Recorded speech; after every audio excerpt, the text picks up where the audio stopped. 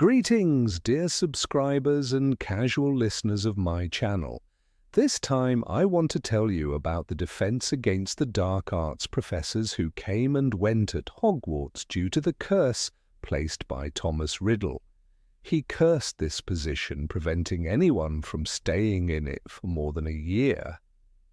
Let's recall all professors and pay attention to the facts that were overlooked in the movies. Enjoy the video. Number 1. Professor Quirrell was a genius. Quirinus Quirrell was the first defense against the dark arts teacher, and in the films he was portrayed as a rather cowardly wizard. We saw that his only was being a vessel for Voldemort, who lived in the back of his head. However, in the books, Quirrell was regarded as one of the smartest wizards at Hogwarts. Hagrid mentioned that despite his nervousness, Quirrell could compete intellectually with anyone at the school. This is also confirmed by the fact that Quirrell was the only one who discovered Voldemort's whereabouts. Number 2. Gilderoy. Lockhart appeared in Order of the Phoenix. After the events of the Chamber of Secrets, Lockhart, the defense professor, appeared as a fraud who took credit for others' achievements. He didn't appear in the films after that, but in the books there was a scene where Harry and his friends met Lockhart at St.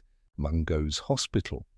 He had lost his memory and didn't even remember who he was, but despite this he retained his charm and good looks. Number 3. Remus Lupin turned out to be a coward. Remus Lupin was undoubtedly one of the best defense against the dark arts professors. He was patient and fair, teaching Harry how to face his fears. However, the film missed an important detail. When his romance with Nymphadora Tonks became serious, Lupin couldn't overcome his fears and left her to protect their family from his werewolf nature. This contrasts with what he taught his students, how to bravely face fear. Number 4. Barty Crouch Jr. was imprisoned by his father. After the events of the Goblet of Fire, it was revealed that Mad-Eye Moody was actually Barty Crouch Jr., who, under the influence of the Polyjuice potion, was impersonating a dark wizard. However, the books didn't reveal that Barty Crouch Sr. freed his son from Azkaban and then kept him imprisoned under the Imperious Curse. When Voldemort learned about Crouch's situation, he swapped their places, making Crouch Sr. the one under control. Number 5. Dolores Umbridge lied about the Slytherin locket. Dolores Umbridge is one of the most hated characters in the Harry Potter series. She lied about the Slytherin locket, calling it a family heirloom, emphasizing pure blood. This wasn't revealed in the film, but it is important to note that Umbridge was willing to sentence Muggle-borns to imprisonment in Azkaban while hiding her true blood status. This angered Harry, who realized just how cynical she was. Number 6. Severus Snape loved the dark art. Severus Snape, after many years of attempts, finally became the defense professor. This was a deliberate choice by Dumbledore, who knew that Snape would eventually return to Voldemort's side. The films didn't reveal how Snape conducted his classes, but the books show that his approach was just as harsh as his potions lessons. Snape indeed had a fondness for the dark arts, and his attitude towards defense against them was quite specific. He spoke about the subject with respect, but also with some apprehension. Number 7. Amicus Carrow renamed the subject to dark arts. Amicus Carrow and his sister Alecto, Death Eaters, were appointed positions at the school during Voldemort's reign. The books show more of their involvement, including the tragic events on the Astronomy Tower. Carrow became the defense against the dark arts professor, but he renamed the course Dark Arts, meaning that instead of learning defense, students were taught spells to attack. In their lessons, they even forced students to use unforgivable curses on younger years. Number 8. Mad-Eye Moody gave real lessons only to Harry. For an entire year, Barty Crouch Jr. impersonated Mad-Eye Moody, fooling everyone at Hogwarts. However, there's a detail that many fans miss while the film shows the class receiving lessons from Moody. The reality is that the real, valuable lessons were given only to Harry Potter. In the book, Crouch, disguised as Moody, privately taught Harry how to resist the Imperious Curse. These lessons were far more advanced than what the rest of the class received, as Crouch wanted Harry to develop the ability to defy this dark curse. The individual training Harry received became crucial later in life. Thanks to these secret lessons, Harry became one of the few wizards able to resist the Imperious Curse, a skill that would prove essential in the battles to come. The irony is that these lessons, which would shape Harry's future ability to confront dark magic, were taught by the very servant of Voldemort himself. The Imperious Curse, Crouch told Harry, is a powerful weapon, but you can learn to resist it. This paradox added an extra layer of danger and intrigue to Harry's education. Number 9. Lupin almost attacked Harry, Ron, and Hermione earlier than the film showed. In Harry Potter and the Prisoner of Azkaban, the film shows the tense moment when Professor Lupin transforms into a werewolf and nearly attacks Harry, Ron, and Hermione near the Shrieking Shack. But the film misses a crucial moment that almost led to a tragedy much earlier in the year. In the book, there's a much closer encounter. After the execution of Buckbeak, Harry, Ron, and Hermione are walking back from Hagrid's hut, unaware that Lupin is nearby about to transform. Lupin had forgotten to take his potion, which kept his transformation under control. The trio is dangerously close to him, and had they encountered the werewolf, the outcome could have been fatal. The scene is tense, with the characters unaware of the imminent danger.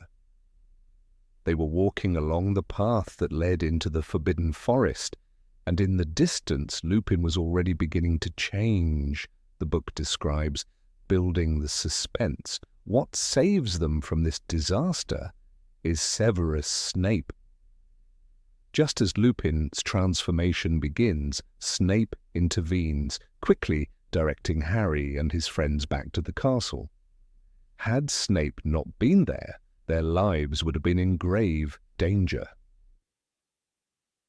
It is a small but critical moment that the film glosses over, making Snape's timely intervention all the more important in the larger narrative of protecting Harry and his friends from the hidden dangers of the magical world. Number 10. Severus Snape wasn't the only candidate for the position in 6th year. In Half-Blood Prince, J.K., Rowling reveals an interesting detail that the films left out. Dumbledore did not choose Severus Snape as the defense against the dark arts professor in the 6th year by chance. He had actually considered another candidate, Horace Slughorn. In a candid conversation with Harry, Dumbledore admits that he invited Slughorn to teach the defense class, but Slughorn preferred to return to his old position as the potions master. This decision reveals that Dumbledore had more options than what was portrayed in the films. Dumbledore's choice to appoint Snape was not a random one.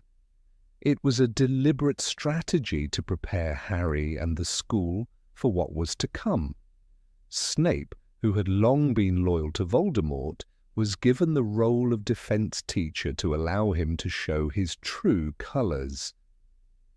"I trust you, Harry, but the world is much more complicated than it seems," Dumbledore told him.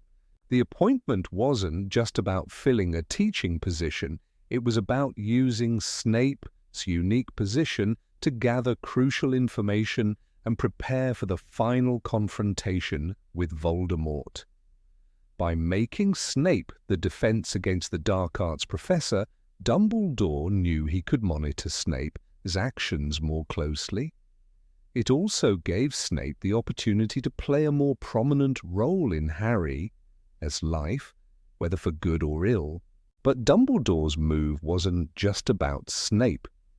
It was about placing Harry in situations where he could learn to confront the darkness within and around him.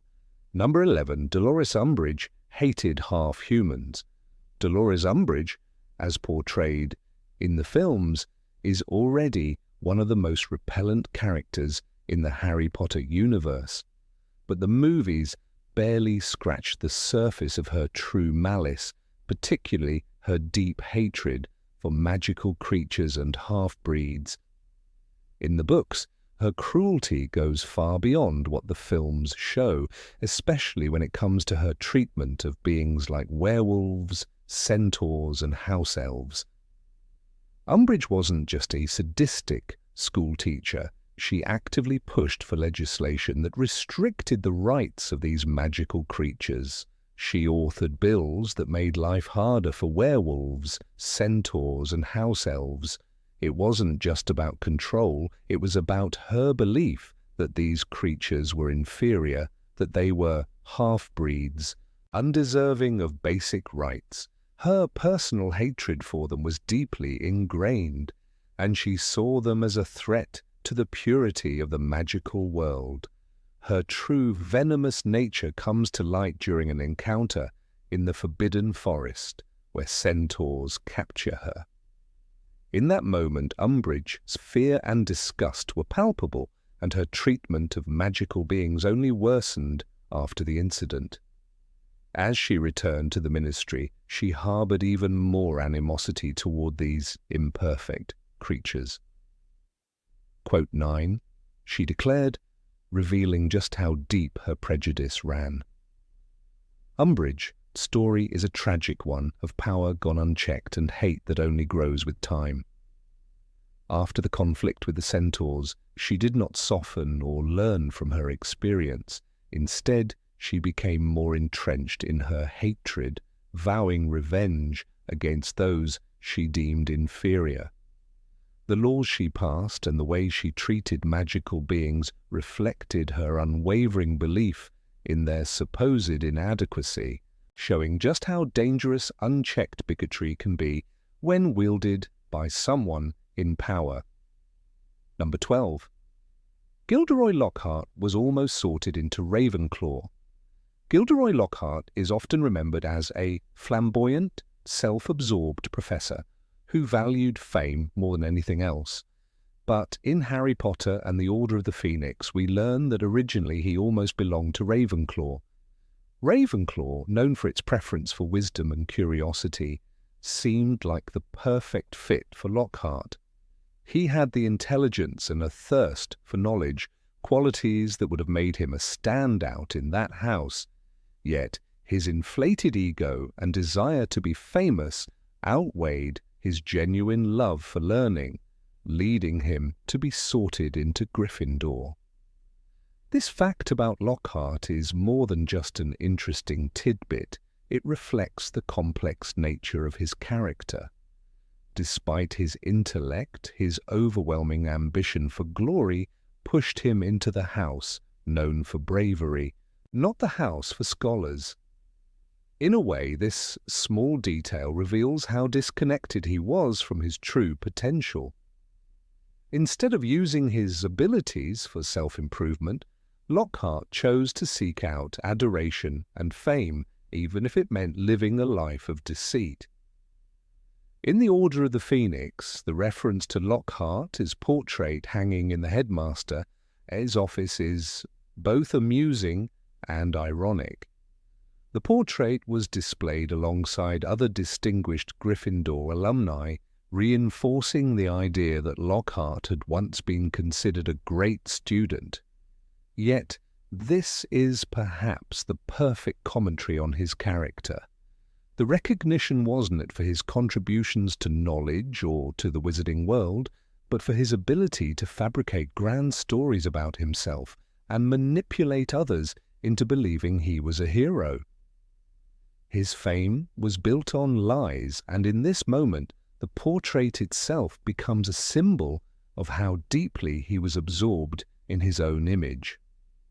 Lockhart, position in Gryffindor, despite his natural inclination towards Ravenclaw, serves as a subtle reminder of his priorities. He was a man who, despite his academic talents, chose to pursue fame rather than knowledge.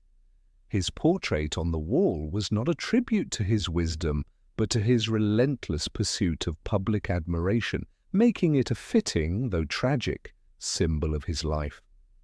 His work, number 13, Remus Lupin got the job only because of Sirius Black.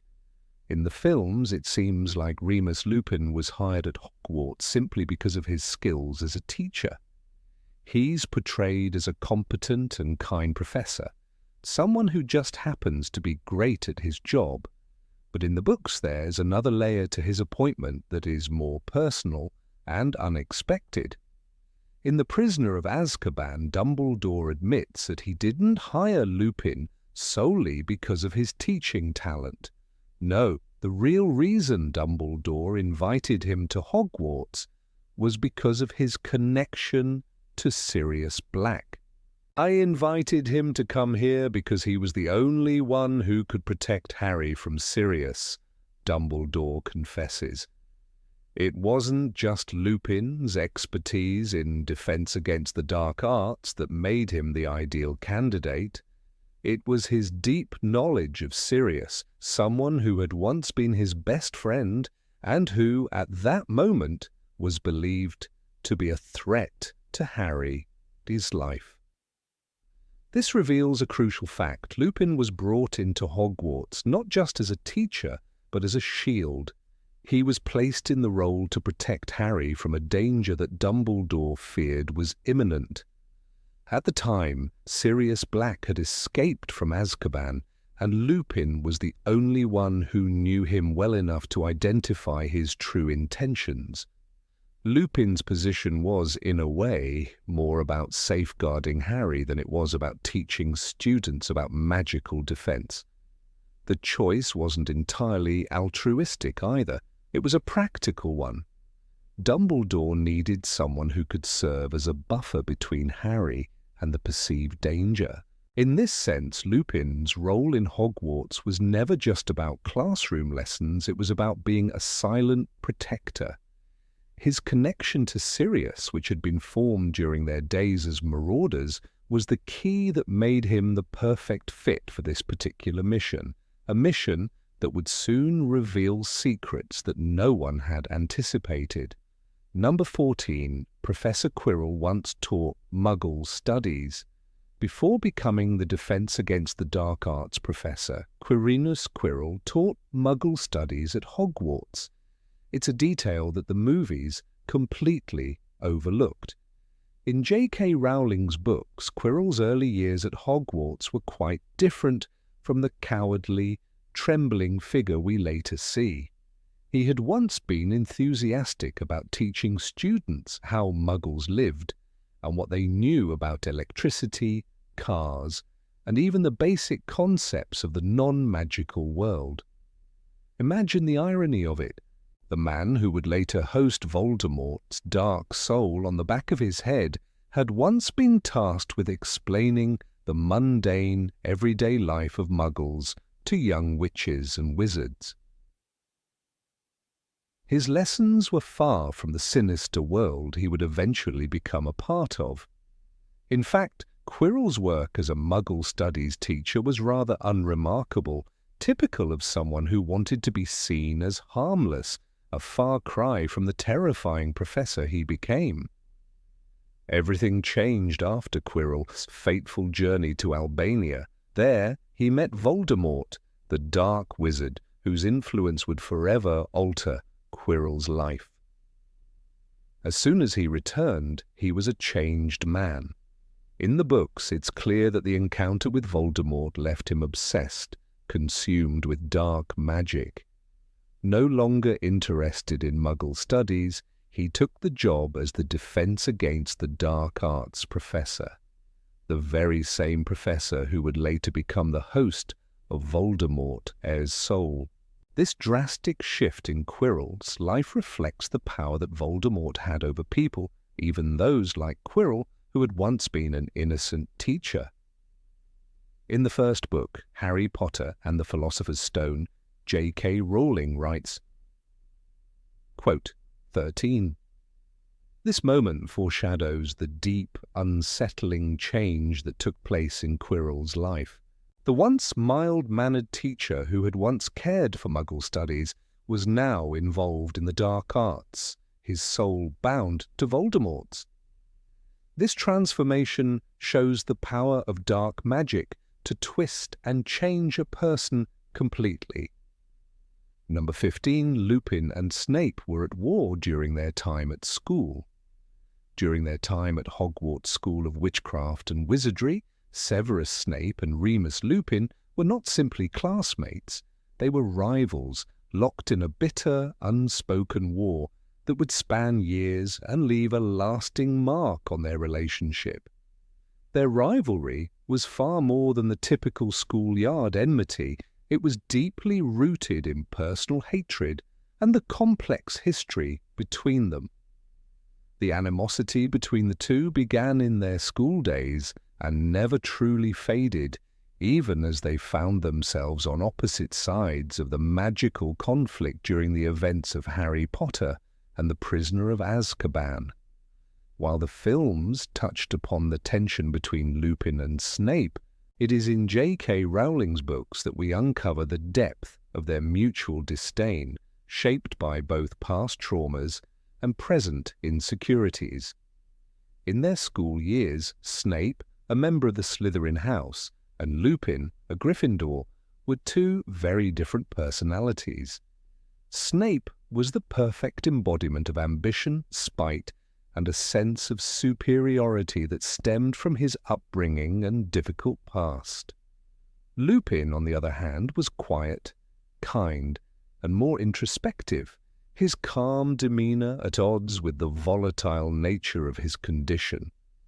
As a werewolf, Lupin faced daily struggles, not only from his transformations, but also from the prejudice that came with being an outsider.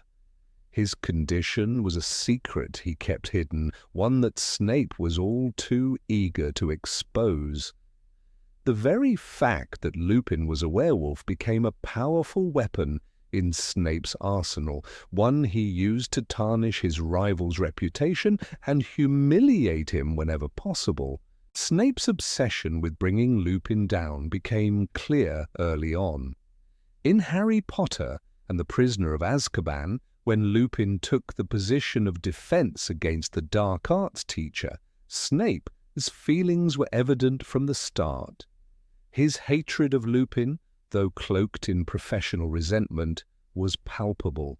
However, it was not just Lupin's past that made Snape despise him. It was the fact that Lupin represented everything Snape was not. Lupin was beloved by students, admired for his kindness and teaching skills. Snape, in contrast, was feared, respected, but never truly liked.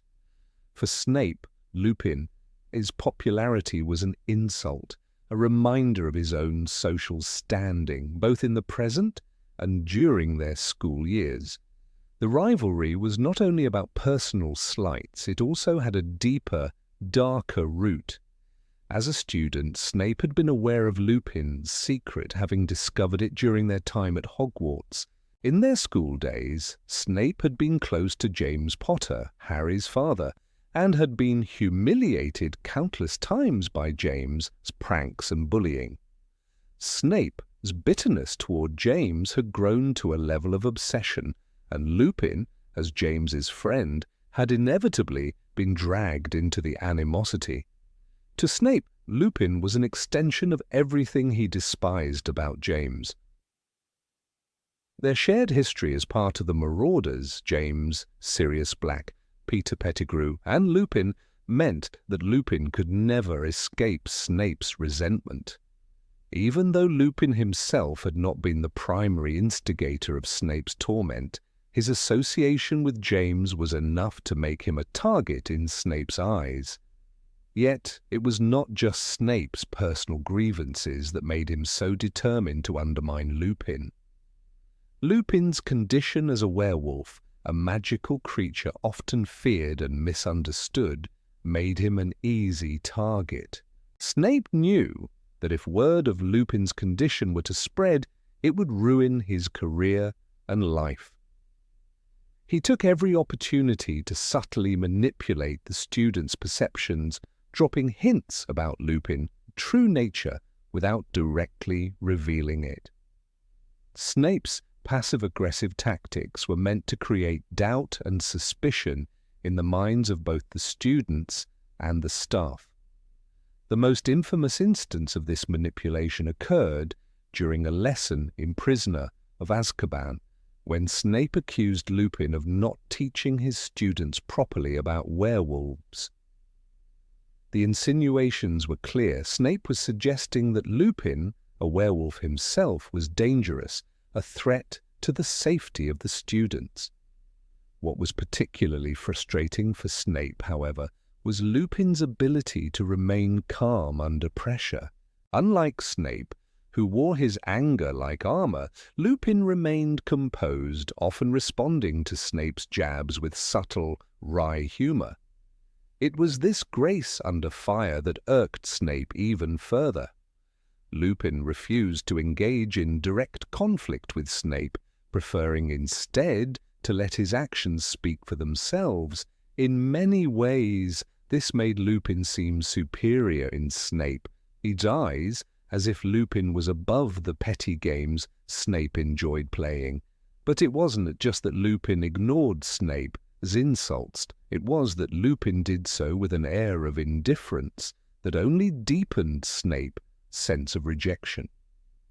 Despite Snape's constant attempts to provoke Lupin, the latter remained largely unaffected. One of the key examples of this dynamic occurred during a particular exchange in Prisoner of Azkaban, when Snape openly mocked Lupin's condition in front of the students. Lupin, however, responded with a quiet confidence that ultimately diffused the situation.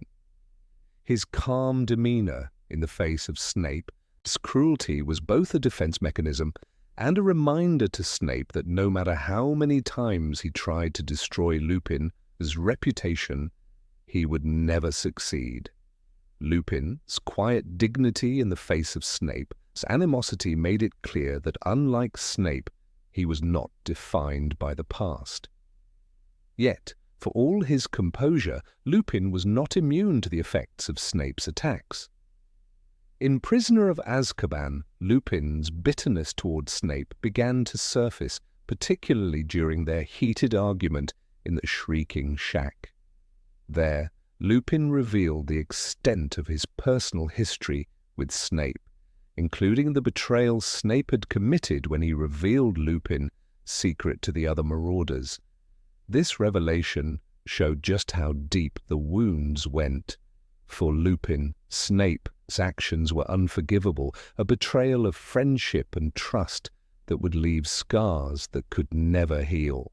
Number 16. Umbridge was punished after Voldemort's fall. Dolores Umbridge's downfall was as inevitable as it was just. Throughout her time at Hogwarts, she instilled fear in every corner of the school, from the students to the staff. Her cruel and manipulative tactics were so far-reaching that even the very walls seemed to vibrate with the sting of her authority. However, her punishment was not something the films depicted in great detail, leaving a significant part of her story unsaid. In J.K. Rowling's books after the fall of Lord Voldemort, the world was quick to restore justice to those who had fallen into darkness during his reign. For Umbridge, that meant facing the consequences of her vicious acts. After the Battle of Hogwarts, when the forces of good triumphed over Voldemort's dark army, the world began to rebuild. The Ministry of Magic was in turmoil, needing to undo years of tyranny and corruption.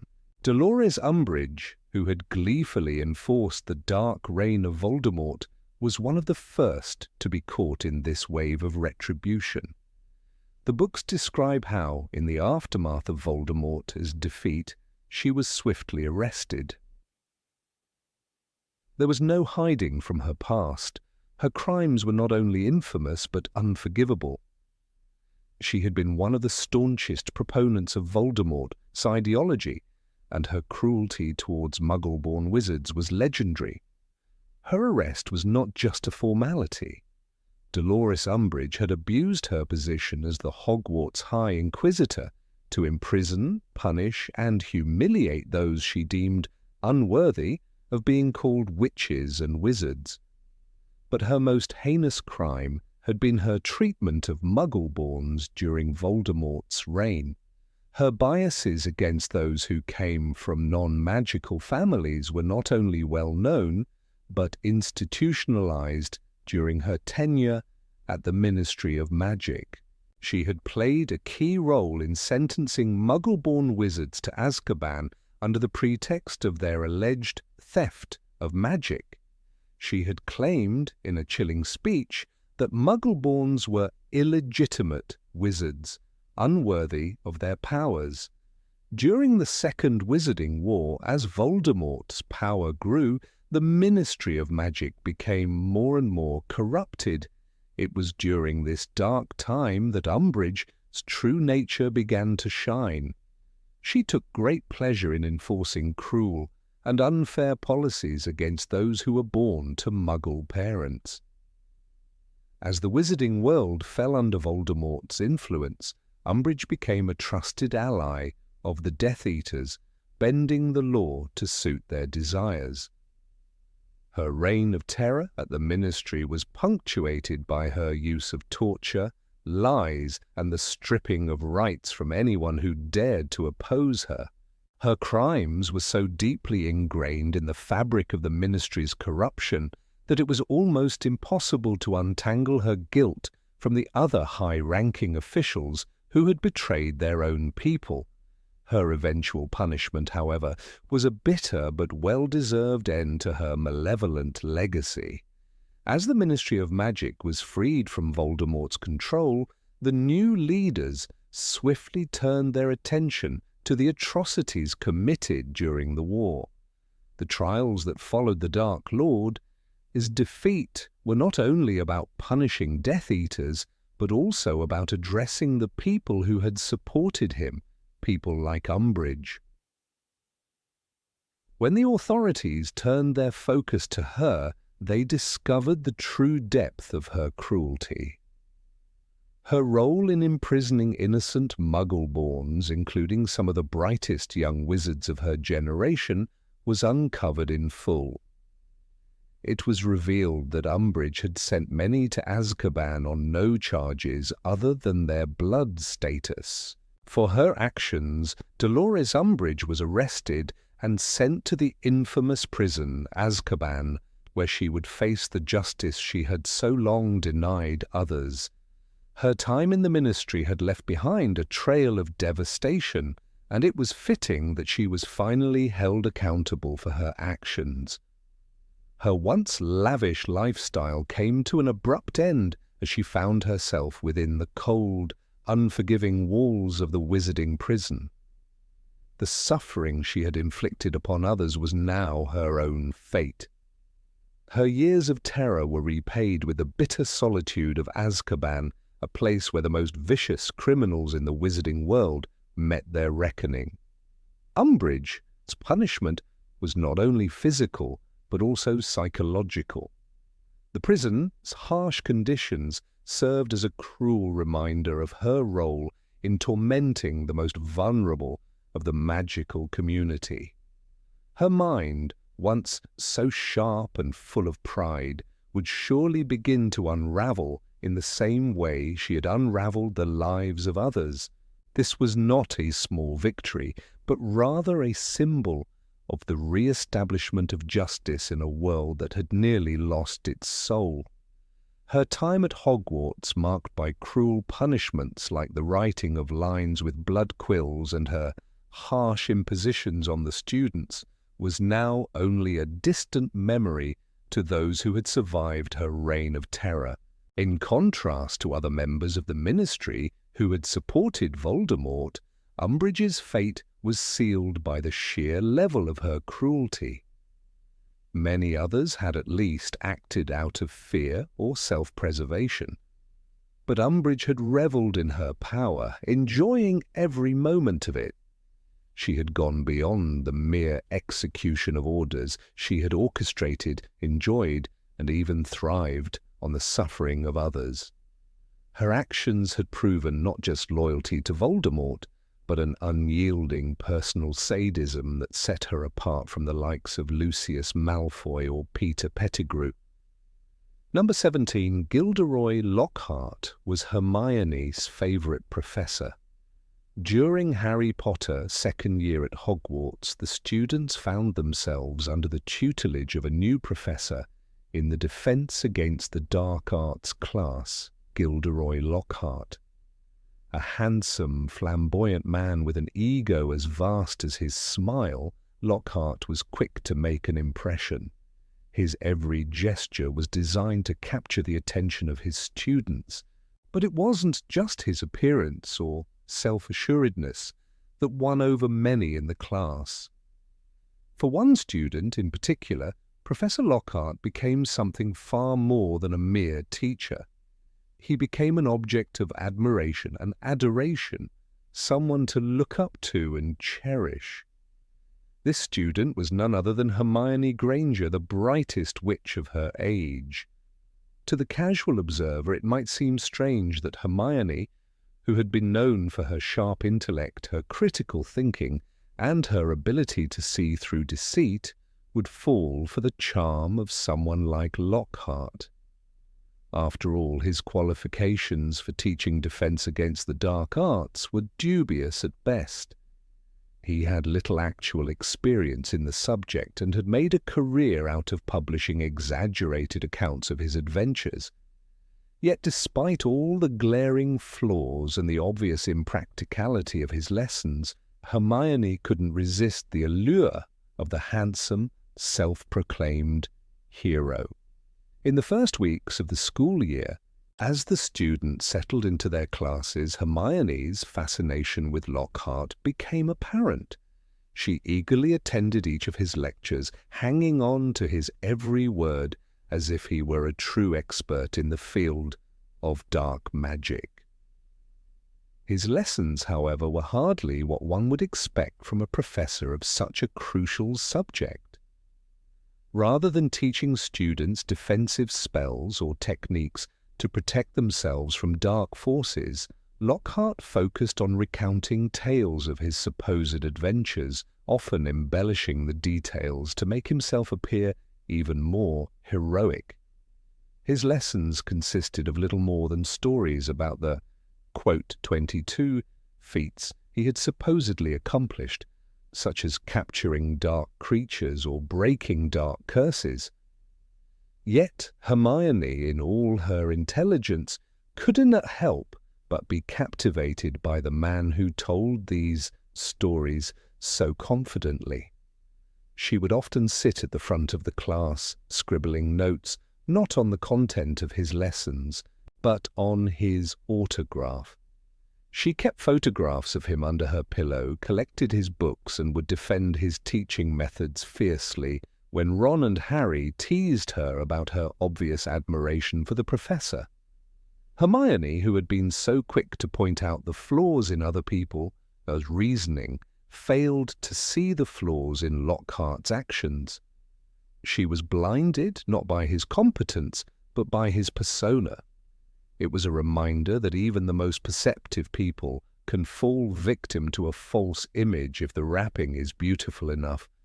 The fascination Hermione had with Lockhart seemed almost innocent at first. It wasn't just about the man himself, but about what he represented, a life filled with adventure, excitement, and recognition. Hermione had always been the diligent student, the one who excelled in her studies and followed the rules. But in Lockhart she saw the embodiment of the kind of adventure that she had only read about in books. It was thrilling, it was daring, and, most importantly, it was something that took her away from the usual routine of school life. The attention and praise Lockhart received only added to the allure.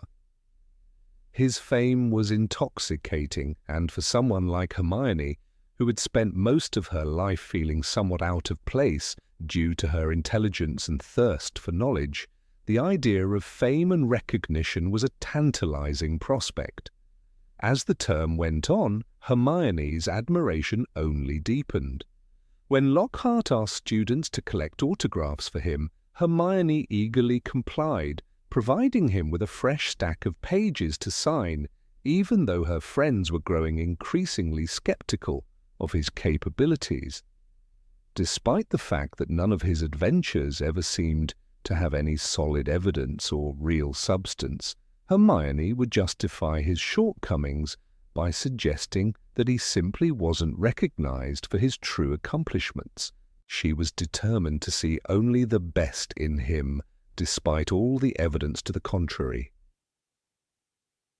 What was even more telling, however, was how deeply she internalized his persona. When Lockhart's absurdity became even more apparent, Hermione's initial reluctance to question him turned into outright defense. She ignored the fact that he was entirely ineffective in teaching the subject he was assigned to. When the class encountered danger, Hermione was the first to try to help, but it was clear that her belief in Lockhart had begun to falter. Nonetheless, it was a slow, painful process for her to reconcile the image she had built of him with the reality of his incompetence. This moment of reckoning came when Lockhart's attempt at performing a charm failed catastrophically, putting the students in real danger. Even then, Hermione hesitated for a moment before fully acknowledging that she had been deceived. The turning point, though, came in a moment of reflection. Hermione, who had once adored Lockhart and believed in his self-declared heroism, began to question her own reasons for adoration. How had she allowed herself to be so completely taken in by someone who was, in truth, little more than a fraud? But this self-reflection didn't come easily. It was an uncomfortable realization for Hermione, whose entire identity had been rooted in logic and reason. Yet even the brightest witch of her age had been swept away by a charismatic figure who knew how to present himself even if he lacked true substance. This made her realize that even the most perceptive people could be manipulated by appearances. It was a humbling moment for Hermione, but it was also a crucial one in her journey of personal growth. Number 18, Severus Snape was the only one who truly resisted Riddle's curse. Severus Snape, the enigmatic potions master at Hogwarts, is often seen as a figure of mystery, darkness, and internal conflict.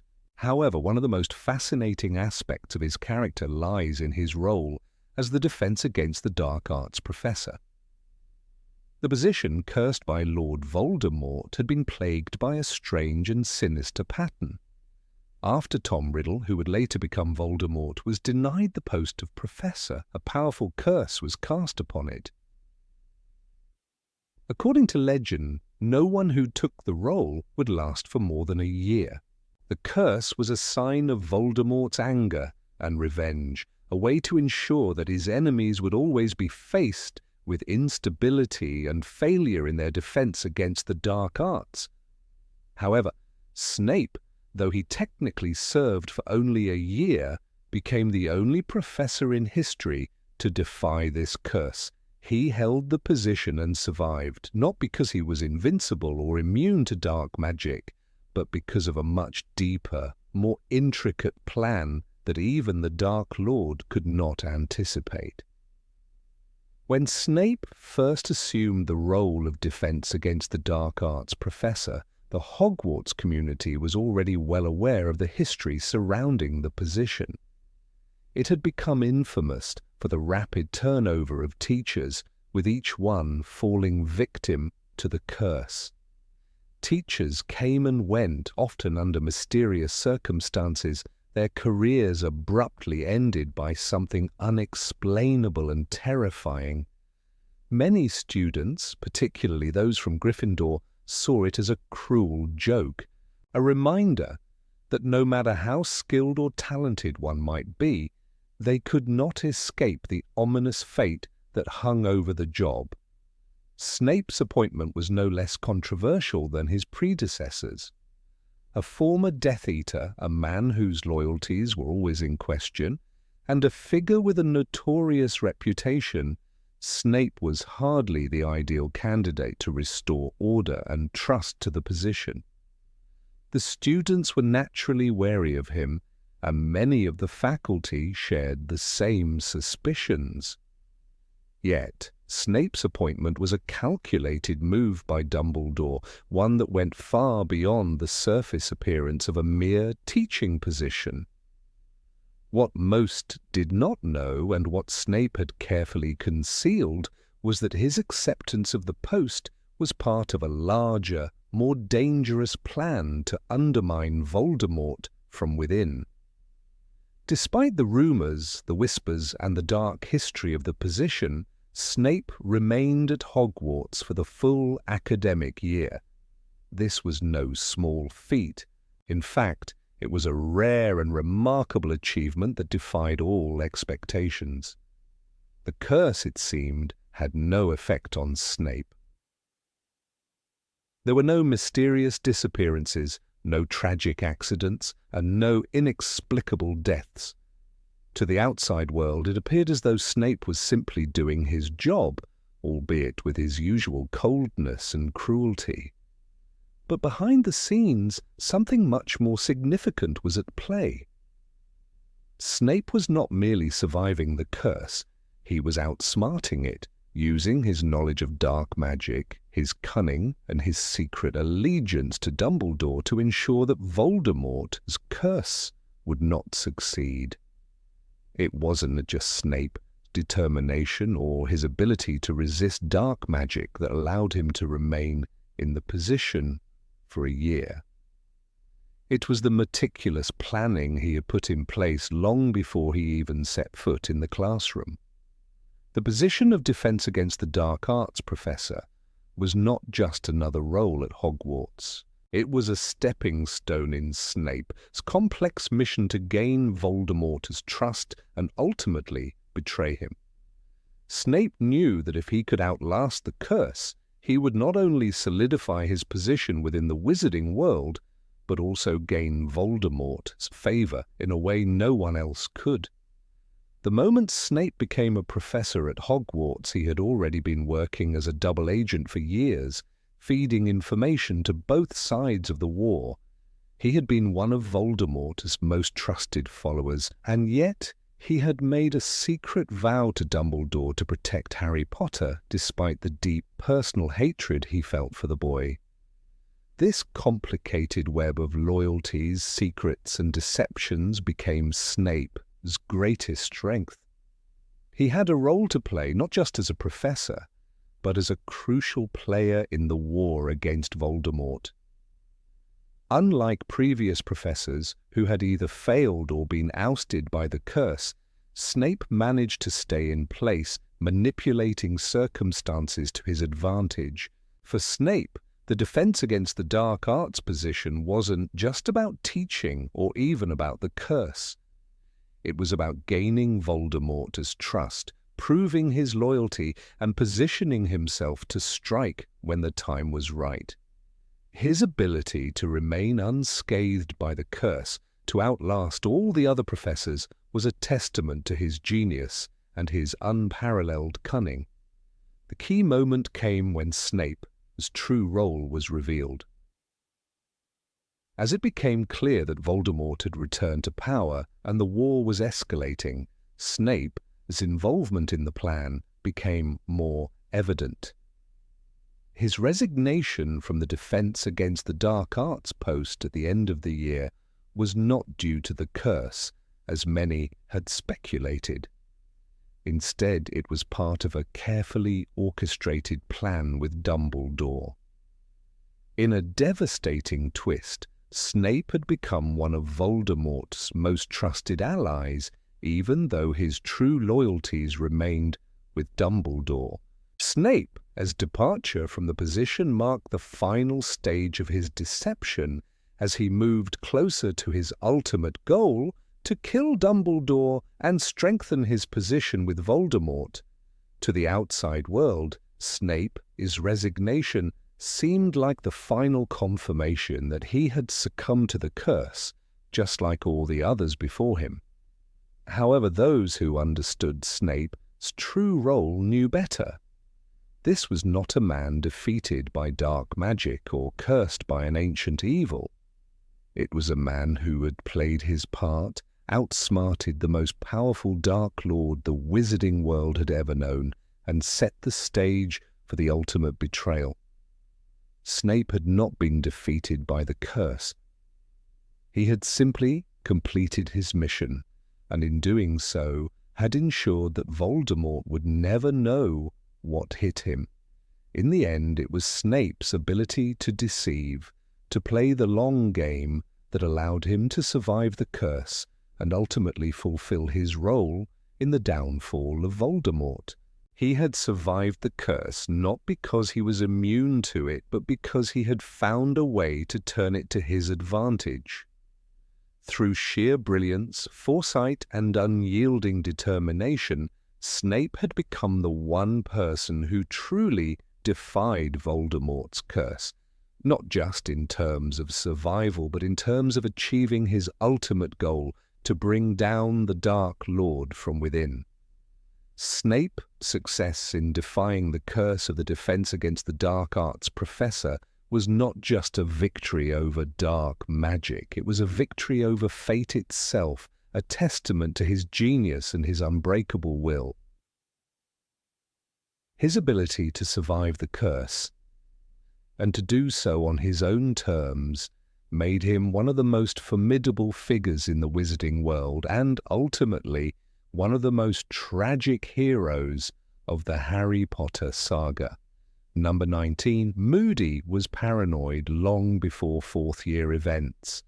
Alastor Moody, the legendary Auror, is one of the most memorable characters in the Harry Potter series. Known for his eccentric personality and constant obsession with security, he seemed like a living embodiment of vigilance. Yet the movies barely scratched the surface of his complex psyche. Alastor's paranoia didn't develop in response to the events of the fourth year. Instead, it had been building for years, rooted in deep fears that stemmed from his time as a young Auror. By the time he joined Hogwarts as the Defense Against the Dark Arts professor, his paranoia had become a second skin. Moody had always been suspicious of everyone around him, a trait that many of his colleagues found off-putting. The Ministry of Magic may have given him high marks for his skill in combat, but they were less impressed with his constant distrust. To them, his vigilance was excessive. However, it was that same vigilance that allowed him to survive years in the front lines against dark wizards. In a world where betrayal was common, being able to recognize subtle signs of treachery was vital. Alastor trusted few, and those who were lucky enough to gain his trust often did so at great personal cost. The most telling sign of his paranoid nature appeared when he first became an Auror. Early in his career, Moody made a name for himself by relentlessly hunting down dark wizards, never hesitating to question anyone, no matter their status or position. In the books, it's mentioned that he suspected even the most seemingly upstanding wizards of being secretly aligned with the Dark Lord.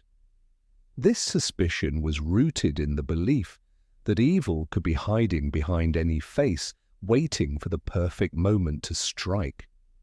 And in many ways, his paranoia kept him alive. In the wizarding world, where allegiances shifted like sand, it was often the paranoid who survived. His paranoia was no simple fear of being attacked. It was an all-consuming obsession with betrayal. He believed that anyone could be a spy, even those closest to him. This deep suspicion led him to develop an array of unorthodox measures to protect himself. One of the most notable was his habit of keeping his back to the wall in any room, so he could always see the exit and ensure no one could sneak up behind him. He never trusted anyone to stand too close to him, and any hint of inconsistency in behavior or language was enough to set off his radar. In his world, paranoia was not a weakness, but a necessary survival tool. However, as Moody's career progressed, his obsessive need for security began to undermine his relationships with his colleagues. Few could tolerate the constant surveillance and suspicion. Despite his success as an aura, Moody's behavior alienated many in the ministry. He had few friends, and those who knew him intimately understood that his paranoia was not just a defense mechanism. It was a sign of deeper emotional scars. His trust was something that had to be earned through repeated demonstrations of loyalty, but even then it was fragile and could be broken with the slightest hint of doubt. While Moody's paranoia may have been vital in protecting him from external threats, it was not foolproof. It did not save him when Barty Crouch Jr. infiltrated his life. By the time Crouch had taken over his life, Moody was living in a self-imposed prison surrounded by an overwhelming number of protective charms and magical barriers. He had become so consumed by the fear of external threats that he had failed to notice the one danger that had been with him all along, the person he trusted most. When Crouch, disguised as Moody using Polyjuice Potion, tricked him into captivity, it was not a sudden attack, but rather a gradual manipulation. Moody was so focused on defending himself from the world outside that he did not see the betrayal from within. His paranoia had become his own weakness. This oversight ultimately proved fatal. The very defense mechanisms he had honed over the years to protect himself from the Dark Lord's followers had not prepared him for a traitor in his midst, someone who could so expertly manipulate his insecurities. The person who was supposed to be his trusted ally was the very one who betrayed him. In a sense, it was the perfect betrayal, one that could have only come from someone who had been inside his trusted circle, watching him from the inside. Barty Crouch Jr.'s actions were a devastating blow to Moody's sense of control and security. The aura's constant vigilance, his fear of external threats, was not enough to protect him from the very person he thought he could trust. His belief that he could defend himself from any attack, any betrayal, was shattered. In this particular instance, it wasn't the external threats he feared most that got him, but rather a betrayal so close to home that he couldn't have imagined it. His failure to recognize Crouch's true nature ultimately left him vulnerable. While Alastair Moody was never known for being easy to trust, it's ironic that his greatest vulnerability lay in his inability to trust anyone fully. His paranoia had made him isolated, but in doing so, it had also left him blind to the one person he should have feared most. His repeated insistence on creating distance between himself and others, his reliance on his own judgments to protect him, had made him unable to recognize the subtle threats closer to home. It was a dangerous game of isolation, one that he played so well in the past, but which ultimately led to his undoing. The incident at Hogwarts when he was deceived and replaced by Crouch was a stark example of how the very trait that had kept him alive for so many years, his extreme suspicion, failed him in the most critical moment. In his mind, danger always came from the outside. He never expected it to be his closest confidant, someone masquerading as a trusted ally. It was a fatal flaw in his psyche, one that even his immense skill and magical prowess could not overcome. This oversight was not lost on the characters around him. Harry Potter, who had witnessed Moody's paranoia firsthand, was struck by how meticulous and guarded the man was. Moody's every action was calculated, his every word measured. Yet despite all of his careful planning and magical defenses, the greatest threat he faced was the one he had never suspected. Crouch's betrayal was not just a physical defeat for Moody, it was a mental and emotional one. It shattered his worldview, one in which the enemy was always external, never internal. It's a tragic irony that Alastair Moody, who had survived countless attacks, who had fought the Dark Lord's followers and lived to tell the tale, was undone by his own inability to see the dangers within. His inability to understand that not all threats were external, that the line between ally and enemy could blur so easily, was a fatal flaw that sealed his fate. In the end, Alastair Moody's life was a paradox. His paranoia, the very thing that kept him alive through countless battles, was also the thing that led to his downfall. The lesson he leaves behind is one of caution. Sometimes, the most dangerous threats are not the ones we can see coming from the outside, but the ones hiding in plain sight, disguised as friends and allies. Number 20. Quirrell wore his turban for a made-up reason. Professor Quirrell, one of the most enigmatic characters in the Harry Potter series, has long been a subject of intrigue for fans, particularly because of the peculiar manner in which he wore his turban. The film version of the character presents Quirrell as a rather comical and nervous figure, his purple turban hiding the dark secret of Lord Voldemort living on the back of his head.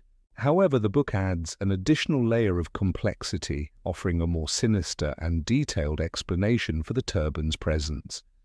According to Quirrell, the turban was a gift from an African prince whom he had saved from a horde of zombies, and he wore it as a symbol of their gratitude.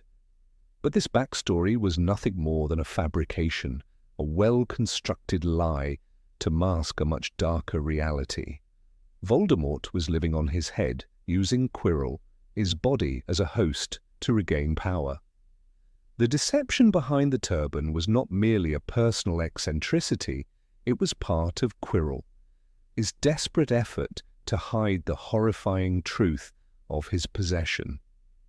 Throughout the first book, Quirrell plays the part of an eccentric, slightly confused professor, always stammering and nervously adjusting his turban as if he's hiding something. In his defense, it wasn't entirely false that the turban had some sort of magical properties, but they weren't the kind he claimed. While Quirrell told his students that the turban had been enchanted by a powerful African prince to protect him from dark creatures, the reality was far more sinister. The turban was the concealment for Voldemort's face, which had taken up residence on the back of Quirrell's head. Quirrell's attempts to explain away his appearance were, in essence, a series of fabrications meant to divert attention from the true nature of his relationship with Voldemort. He would tell students that the turban was imbued with magical properties capable of protecting its wearer from evil forces. It protects me from the dark arts, Quirrell would claim, conveniently ignoring the fact that Voldemort was, at that very moment, the embodiment of the dark arts. The irony was that Quirrell, so-called protection, was nothing but a cover for the very force he should have been protecting people from. His story about saving a prince from zombies and receiving the turban as a reward was an audacious attempt to paint himself as a hero in a world that would never suspect him of harboring the darkest of secrets. As the story progresses, Harry begins to notice the odd behavior of Professor Quirrell, particularly the strange way he reacts when Harry is near him. What becomes evident is that Quirrell's anxiety and discomfort are not entirely due to the pressures of teaching defense against the dark arts. They are tied to something far darker. The true reason for Quirrell's incessant fidgeting and constant adjustments to his turban is not just nervousness, but a physical necessity to hide Voldemort, who is living on the back of his head. The fact that Quirrell went to such lengths to fabricate a story about the turban shows just how far he was willing to go to keep Voldemort's presence a secret. It wasn't just a matter of hiding a dark mark, it was about maintaining control over a life he no longer fully controlled himself. This deception highlights a critical aspect of Quirrell's character, his complete surrender to the power of Voldemort. By the time he is introduced in Harry Potter and the Sorcerer's Stone, Quirrell is no longer the man he once was. The idea that he would willingly participate in such a grand lie speaks volumes about his fall from grace. Once a hopeful and determined young man, Quirrell is now a mere puppet in the hands of one of the most evil wizards to have ever lived. The turban, a symbol of his supposed heroism, becomes a grotesque metaphor for the life he has now chosen to lead. It is the mark of his servitude to Voldemort, his shame, and his willingness to deceive even the very students he was meant to teach. Throughout the book, the reader is led to believe that Quirrell is simply a hapless, bumbling professor who cannot quite control his nerves. But the truth is far darker. Quirrell was aware of the stakes. He knew that Voldemort's return meant the potential for untold destruction. And yet, in his desire for power and in his fear of Voldemort's wrath, he became complicit in the dark wizardly schemes. His need to perpetuate the myth of the magical turban was not merely about protecting himself from danger, it was about covering up the much more terrifying reality of his possession. The moment of revelation in the final confrontation between Harry and Quirrell is one of the most chilling in the series. When Harry touches Quirrell's arm, he experiences firsthand the darkness that resides within the professor. It is only at this moment that Harry realizes how deep the professor, as betrayal runs. Not only was Quirrell lying about the turban, but he had also sold his soul to Voldemort, offering his body as a vessel to bring the Dark Lord back into power.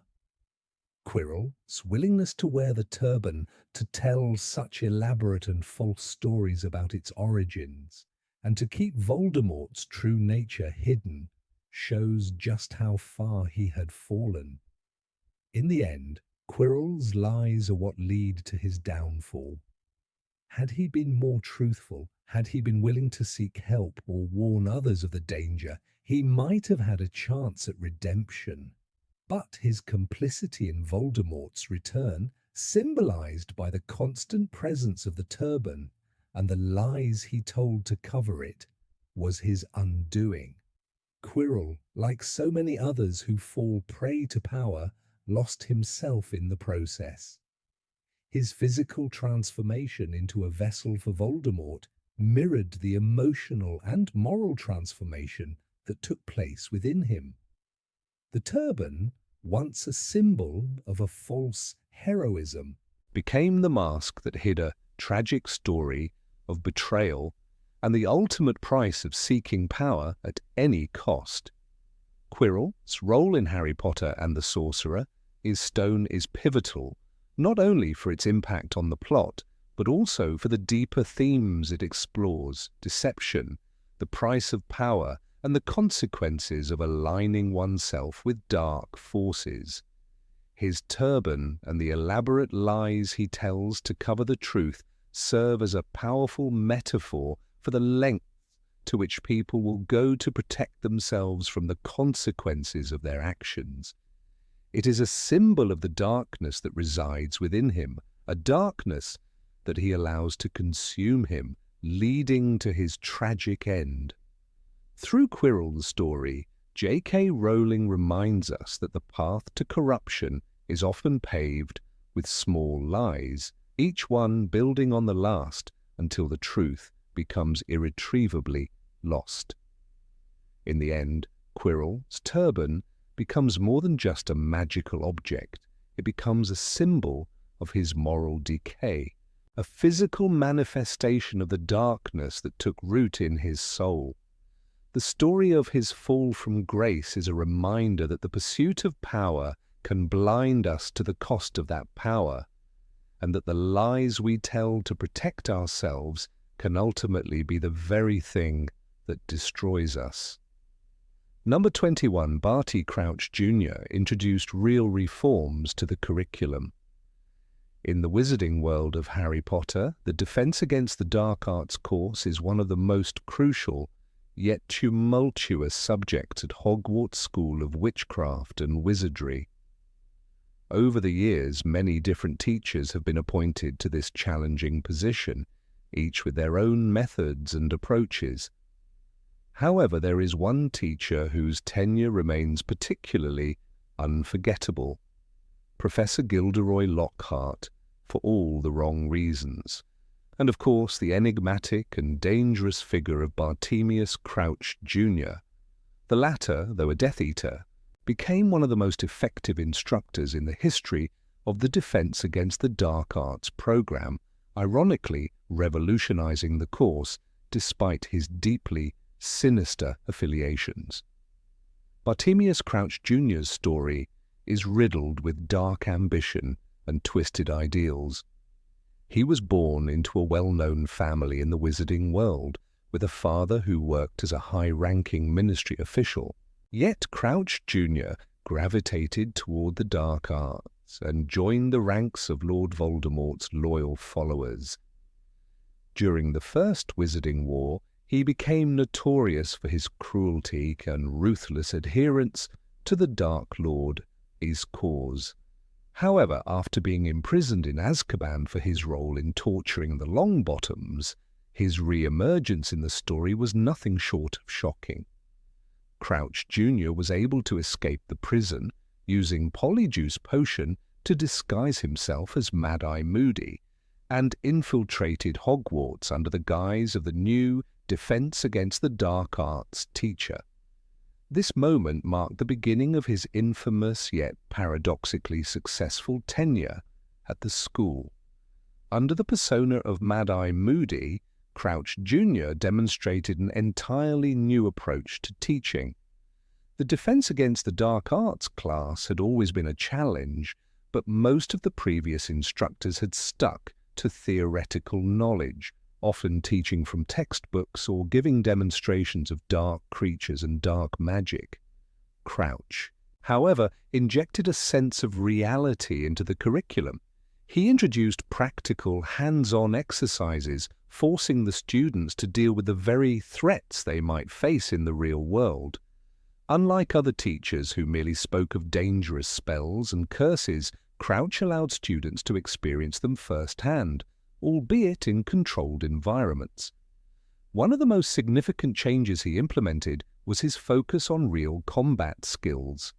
The students, instead of just studying dark curses in theory, found themselves in the thick of magical combat. He brought in actual dark arts spells, including the unforgivable curses, to teach students the most effective forms of resistance. For the first time, students learned how to properly defend themselves against the Killing Curse, the Cruciatus Curse, and the Imperious Curse. It was a shocking move, as many of the students had never considered these curses in a practical context before. The fact that Crouch, a Death Eater, would teach his students how to survive against these very curses was deeply ironic, considering that he had once inflicted them on others without a second thought. It wasn't just about theoretical knowledge either. Crouch pushed his students into real-life combat situations, something no other professor dared to do before. He arranged a series of practical exercises, often involving actual duels with magical creatures, as well as mock battles against enchanted representations of dark wizards.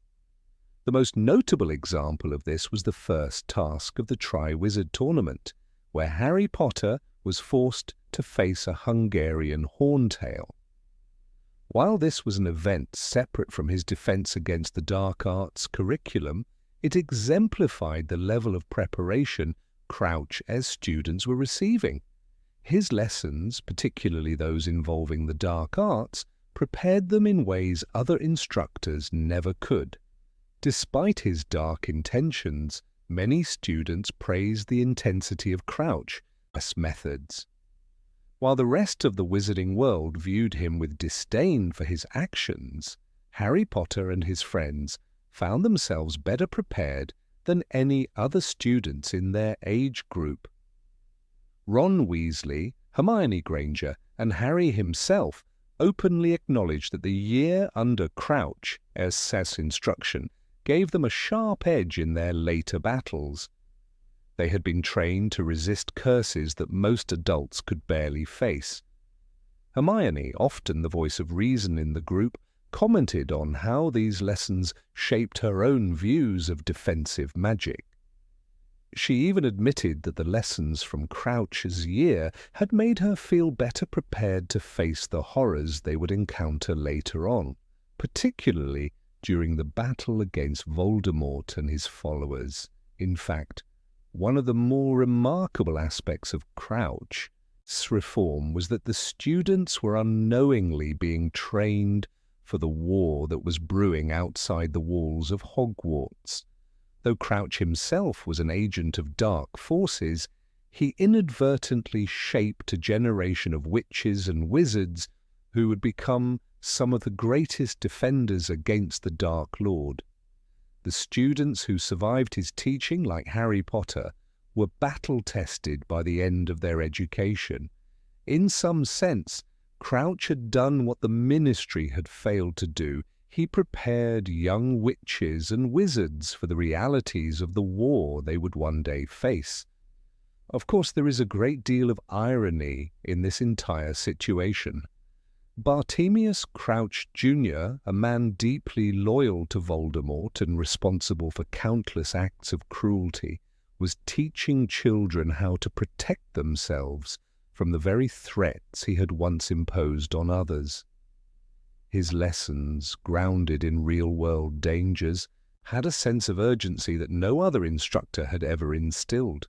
His ability to bring elements of true combat magic into the classroom was a double-edged sword. While his approach was undeniably effective, it was also deeply twisted, as it came from someone who saw the dark arts as a tool of power rather than a threat to be combated. In a way, Crouch's role at Hogwarts highlighted the blurred lines between good and evil, as he gave students the tools to fight against the very forces to which he himself was devoted. What is truly remarkable about Crouch's teaching methods is how they mirrored the strategy employed by the Order of the Phoenix later on. As Harry and his friends grew older, they found themselves in similar situations to the ones they had been trained for under Crouch. The stakes had been raised, and the lessons they learned were put to the test when they fought alongside the Order against the Death Eaters. Without Crouch's brief but intense training, Harry and his friends might not have been as equipped to deal with the horrors that followed in the wake of Voldemort's return.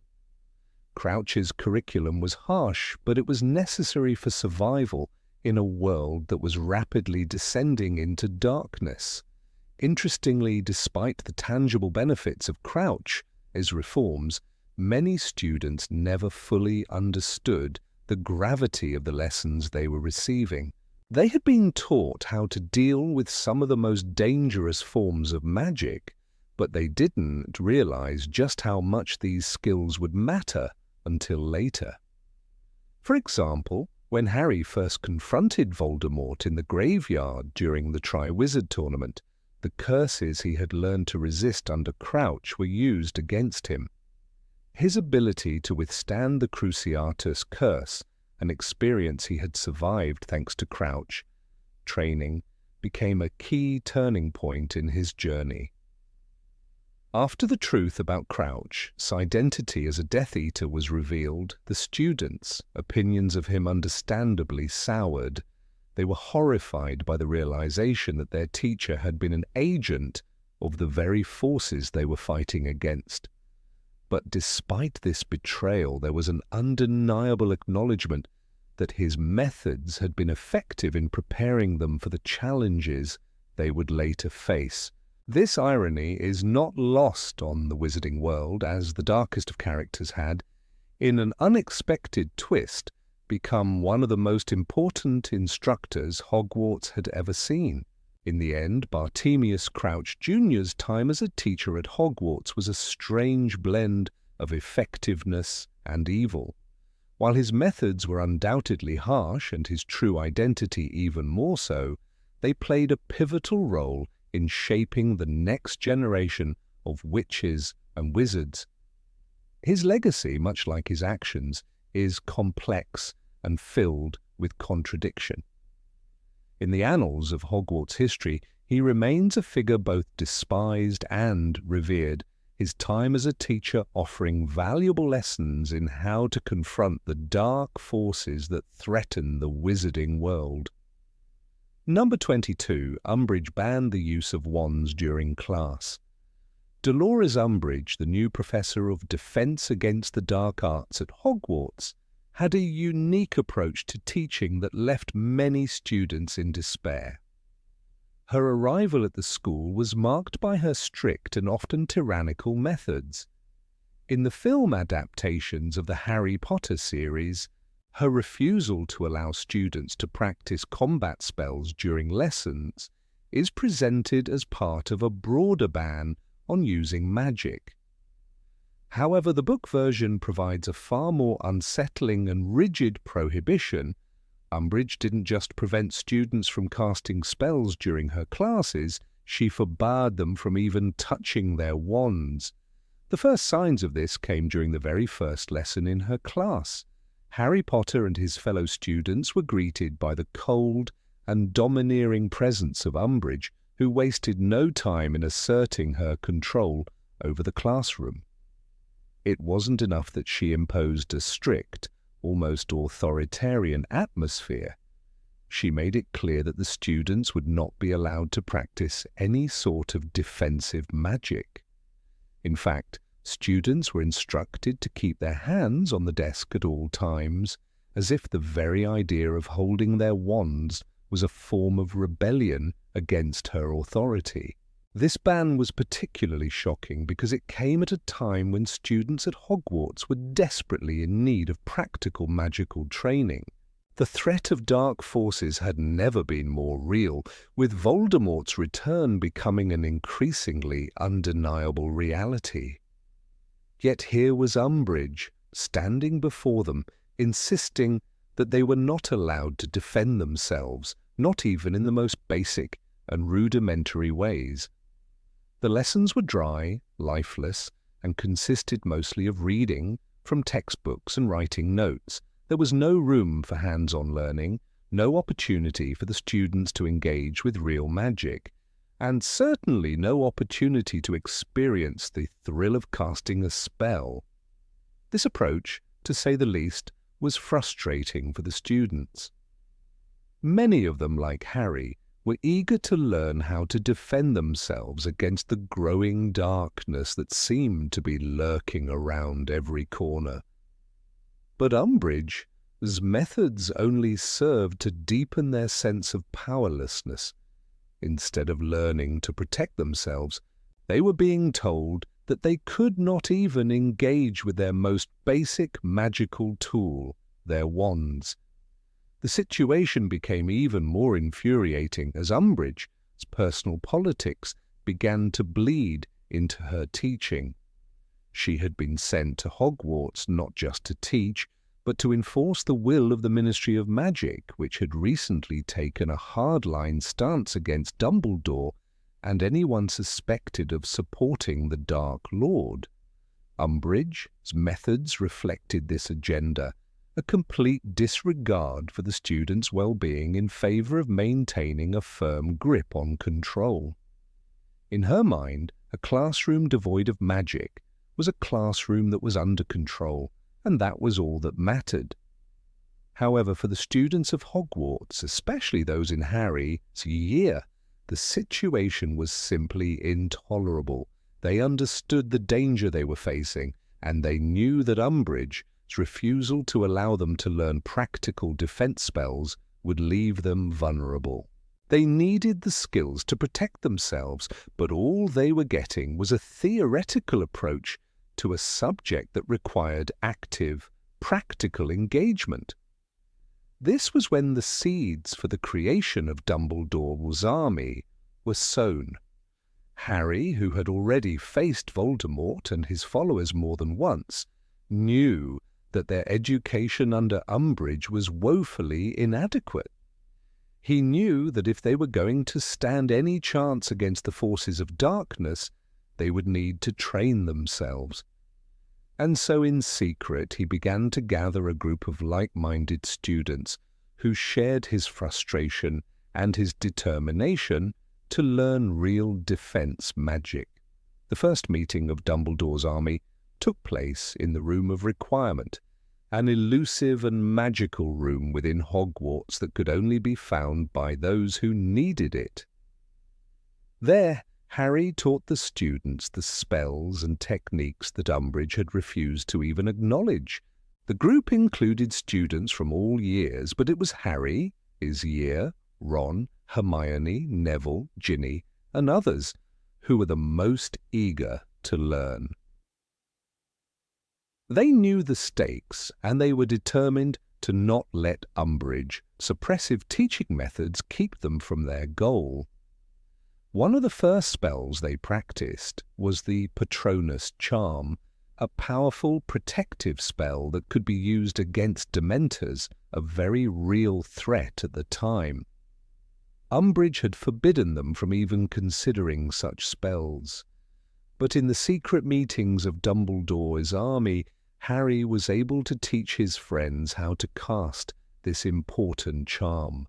The feeling of their wands in their hands, the sensation of real magic flowing through them, was a stark contrast to the lifelessness of Umbridge's class. It was a symbol of resistance, of taking control of their own destiny in the face of authority that sought to suppress them.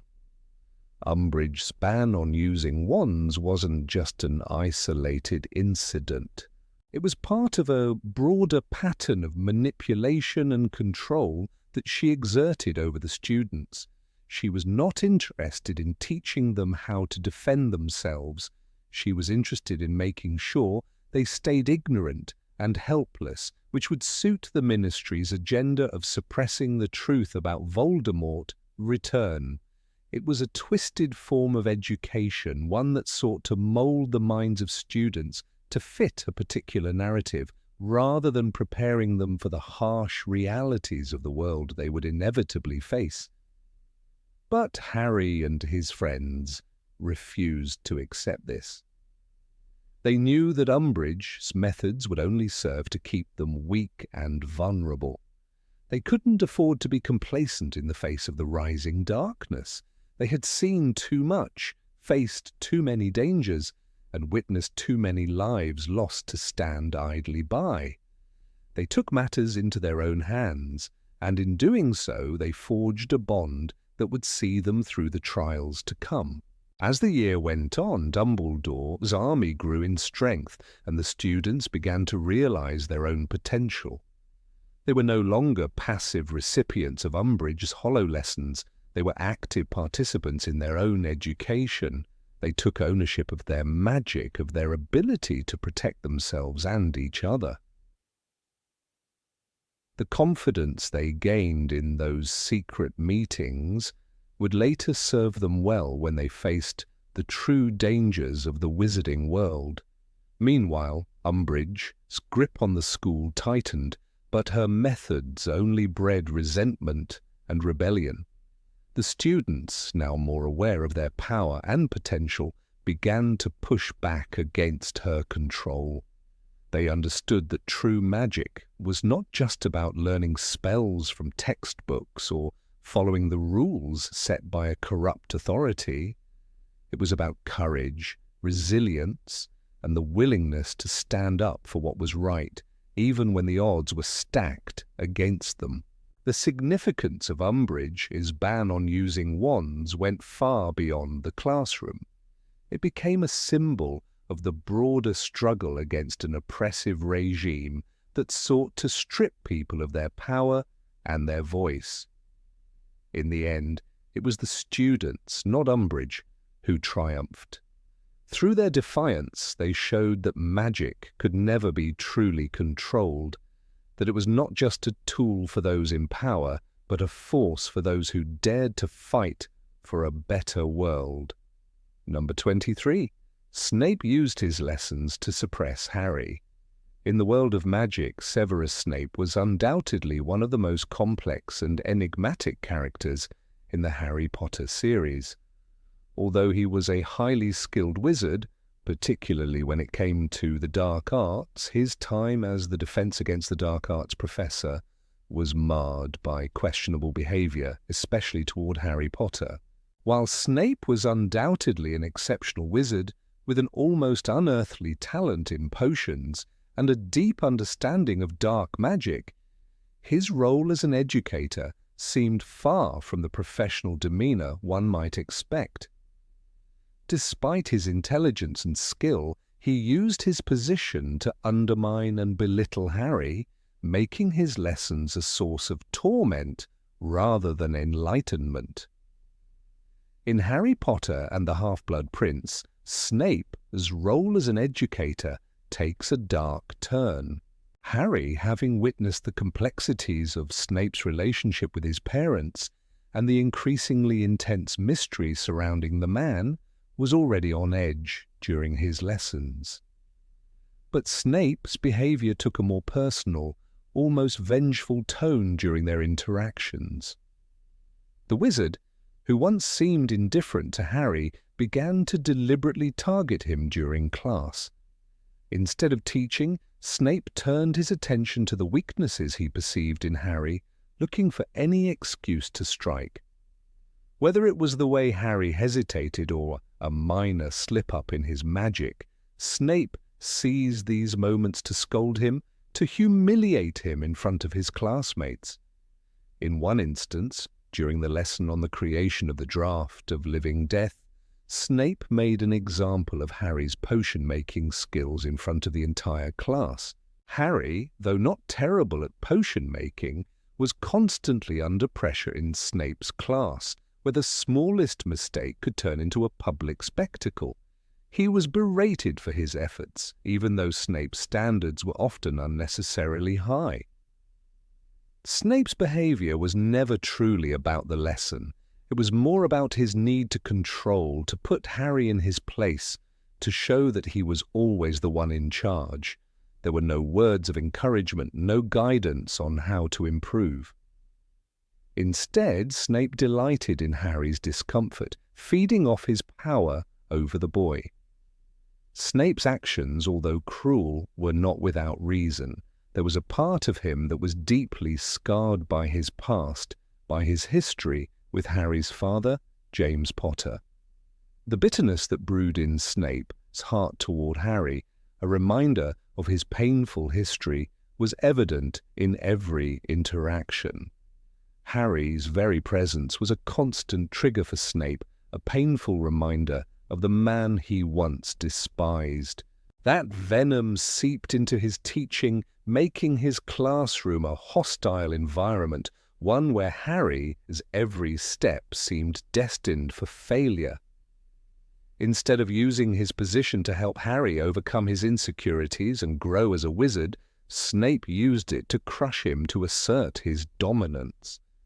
This made Snape's lessons particularly difficult for Harry, who already had enough weight on his shoulders in terms of the prophecy and his connection to Lord Voldemort. While Snape's animosity was clear in his lessons, it was not always overt. He knew how to manipulate the classroom dynamics, how to present himself as the cold, unyielding professor who only had the best interests of the students at heart, at least in front of others. When Snape reprimanded Harry, it was often with a subtlety that only Harry could feel. He knew exactly where to strike, where to humiliate. It was in the little things, like the way Snape would constantly ask Harry to answer questions in front of the class when he knew Harry didn't have the answer. It wasn't simply about the lesson at hand, it was about pushing Harry to the brink, making him feel small. The student-teacher dynamic was distorted by Snape's hidden agenda. He used the classroom as his battleground, his way of exacting revenge. This manipulation didn't go unnoticed by Harry.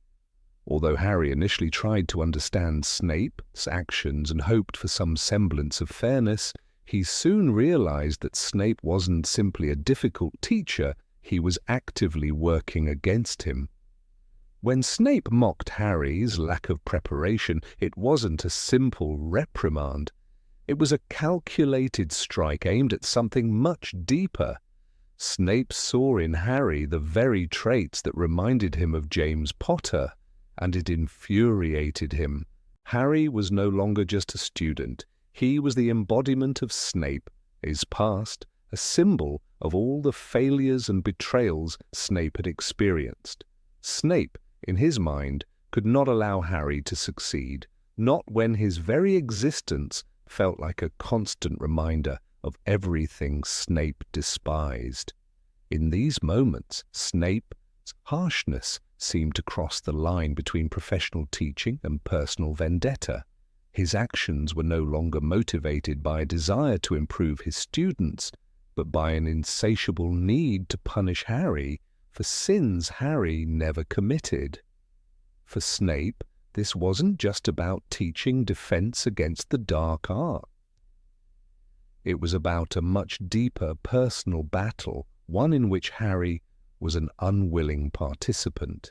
While Snape's pain was rooted in his past, it was Harry who had to bear the brunt of that pain, as Snape used his position to make Harry suffer. Even the other students in the class seemed to feel the tension, sensing that something was wrong, but unable to fully grasp the depths of the conflict.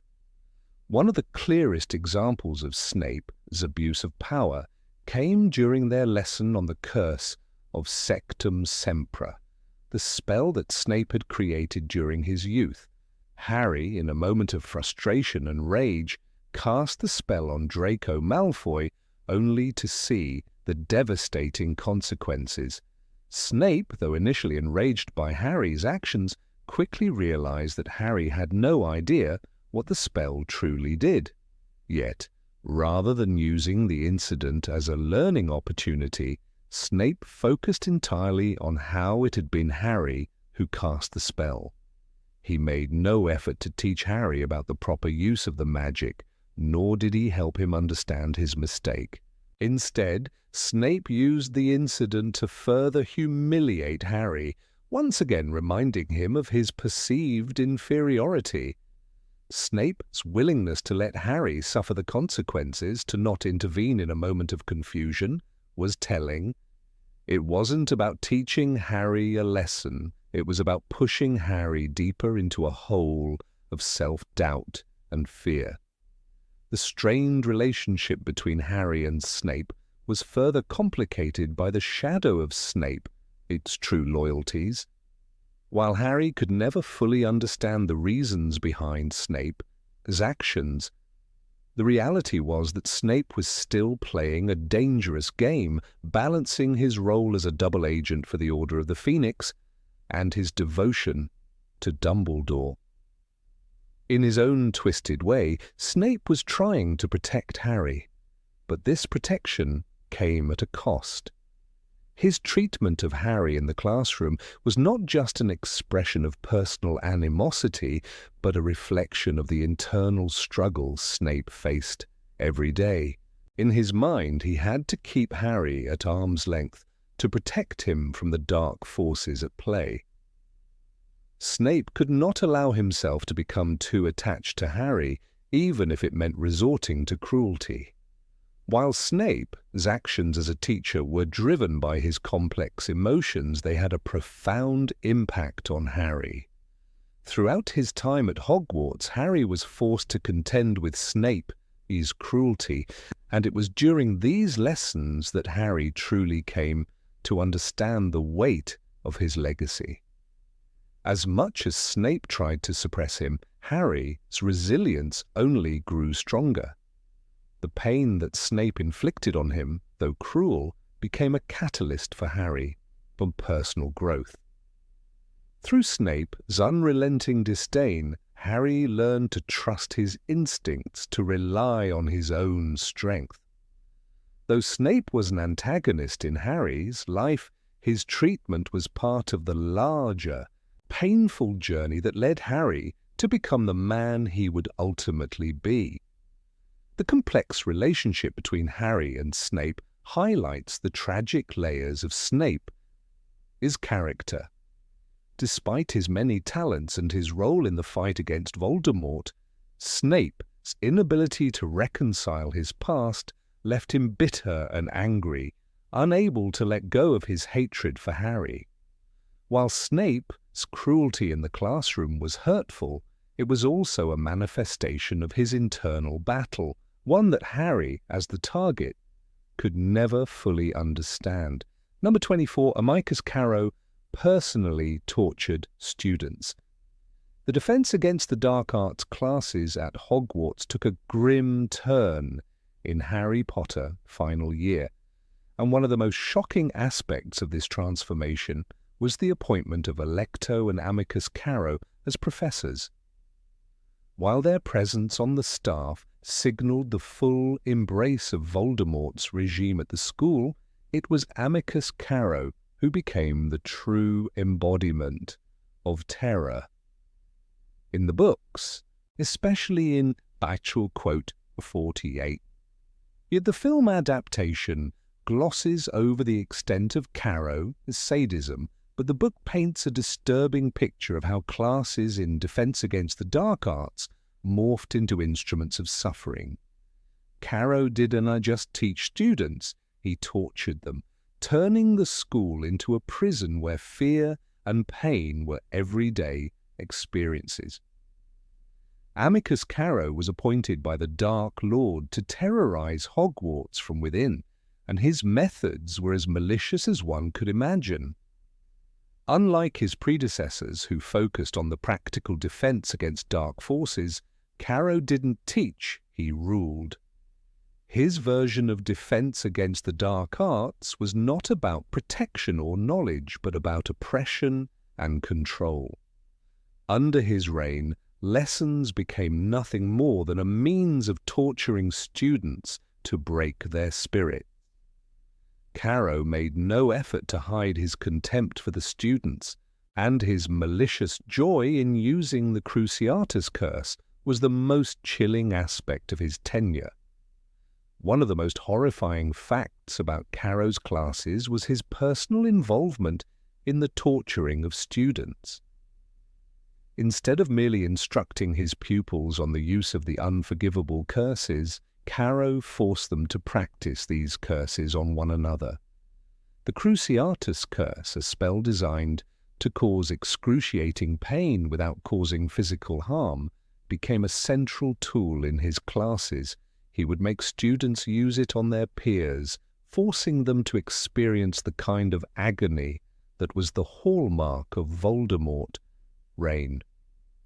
This wasn't about teaching defense or even learning to combat dark magic.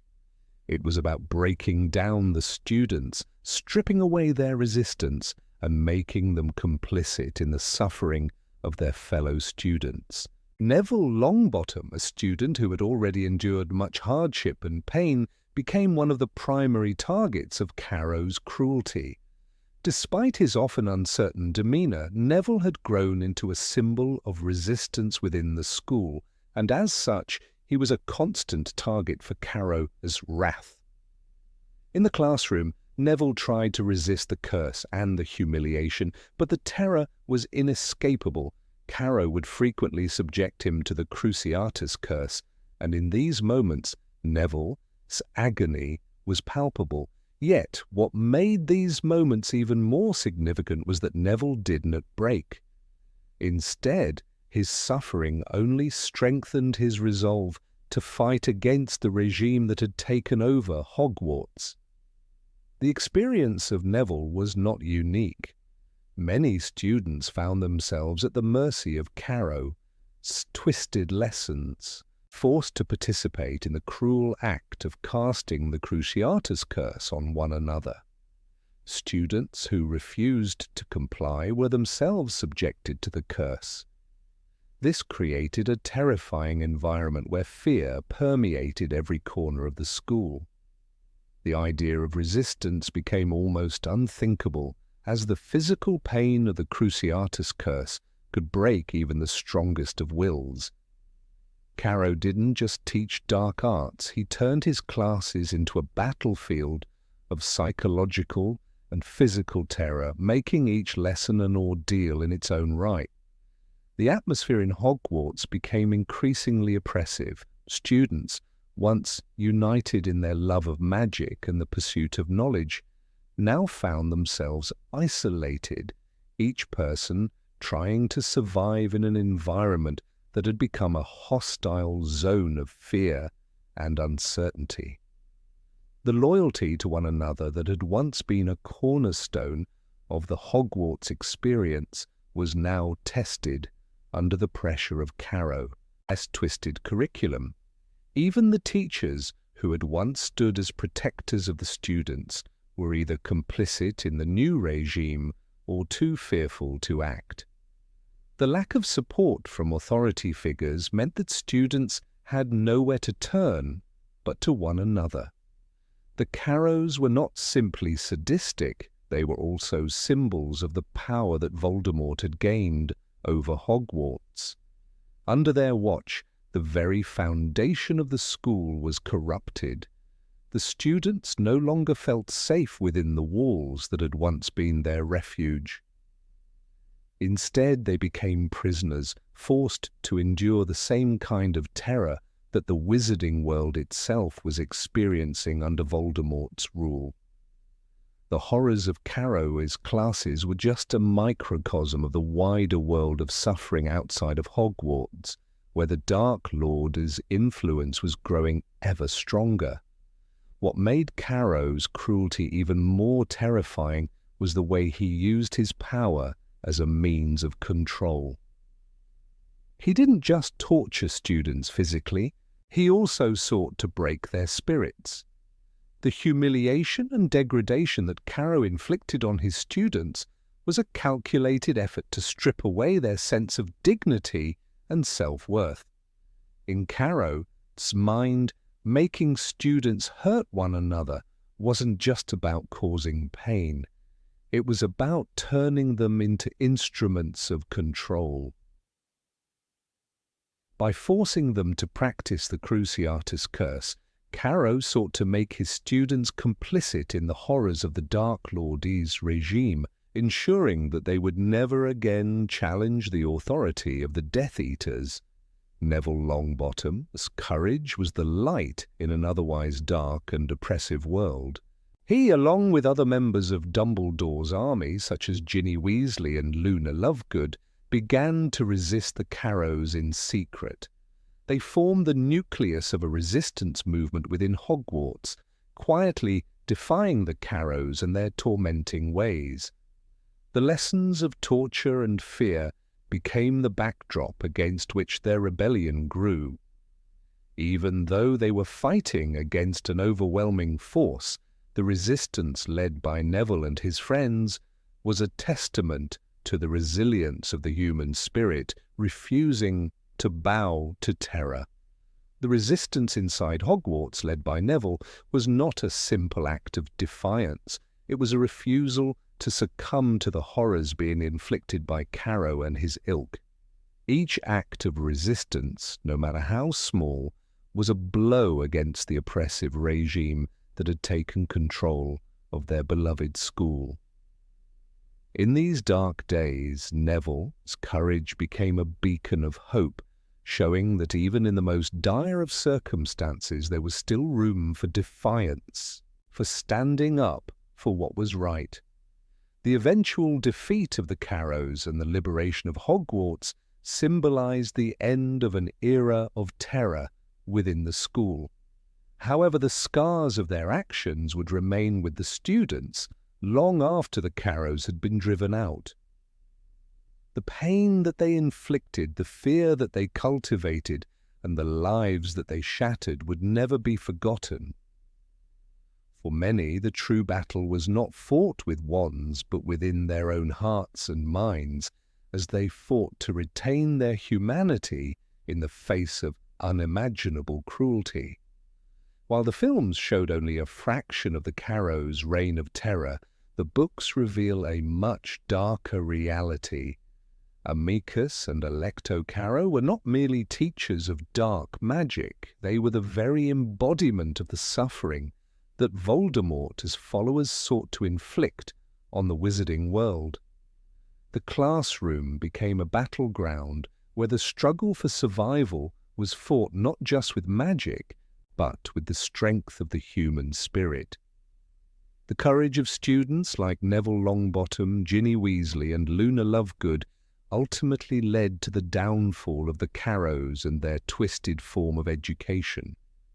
But their legacy of fear remained a sobering reminder of the true cost of oppression and terror. Number 25. Lupin wanted to stay at Hogwarts despite being dismissed.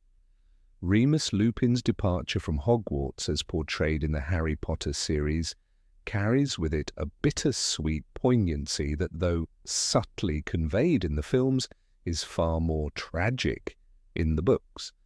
To an outsider, it might seem like a mere resignation, a quiet understanding of an inevitable decision. Lupin, the werewolf professor, leaves after being exposed for his condition, a condition he has long kept hidden. However, within the pages of J.K. Rowling's story, it becomes evident that this resignation is not born of acceptance, but of deep hurt and regret. When the truth about Lupin's lycanthropy comes to light, the response from the parents of the students at Hogwarts is swift and unforgiving. They demand that he be removed from his post, their objections grounded in fear and misunderstanding of his condition. The parents of the students are concerned for the safety of their children, fearing that the very nature of Lupin's illness could lead to tragedy. Their ignorance of werewolves, coupled with their natural fear of what they don't understand, pushes them to request that Dumbledore dismiss Lupin. The portrayal in the films of Lupin's departure, while outwardly calm and accepting, hides the true nature of his internal devastation. He walks away, shoulders heavy with resignation. But the true weight of this moment can only be fully appreciated through the written word. In the books, it is clear that Remus Lupin did not easily accept his departure. Despite the strong opposition and the mounting pressure from the parents, Lupin held on to a fragile hope that Albus Dumbledore would find a way to keep him at Hogwarts. He believed in the power of Dumbledore, his wisdom and fairness, and for the first time in years, Lupin had begun to feel a sense of belonging. He had found a place where he was appreciated, where his talents as a teacher were recognized, and where he was accepted, albeit with the burden of his secret. Lupin's heart had begun to settle in the idea of being a teacher, of making a difference in the lives of young students, and of being part of a world where his past was not constantly looming over him. Lupin's time at Hogwarts was, in many ways, the best period of his life. For years he had been a loner, a man on the periphery, living in isolation because of his condition. Being a werewolf meant that he had to distance himself from others, hiding his true self, terrified of the consequences if people discovered the truth. He had long since resigned himself to a life of loneliness, knowing that he would never fully belong anywhere. However, his time at Hogwarts gave him something he had been denied for most of his life: acceptance. The students admired him, looked up to him, and even Harry Potter, who was often skeptical of adults, saw him as a kind and capable teacher. This was a rare gift for Lupin, one that he held dear. When Dumbledore made the difficult decision to let him go, Lupin was not just heartbroken for himself, but devastated by the realization that his time in Hogwarts had come to a premature end. His departure wasn't just about losing a job, it was the loss of the first meaningful connection he had in years. He had finally found a place where his condition was understood by at least some, where he had a measure of respect, and where he could contribute to something bigger than himself. For someone who had spent so much of his life hiding in the shadows, this was an incredibly painful loss.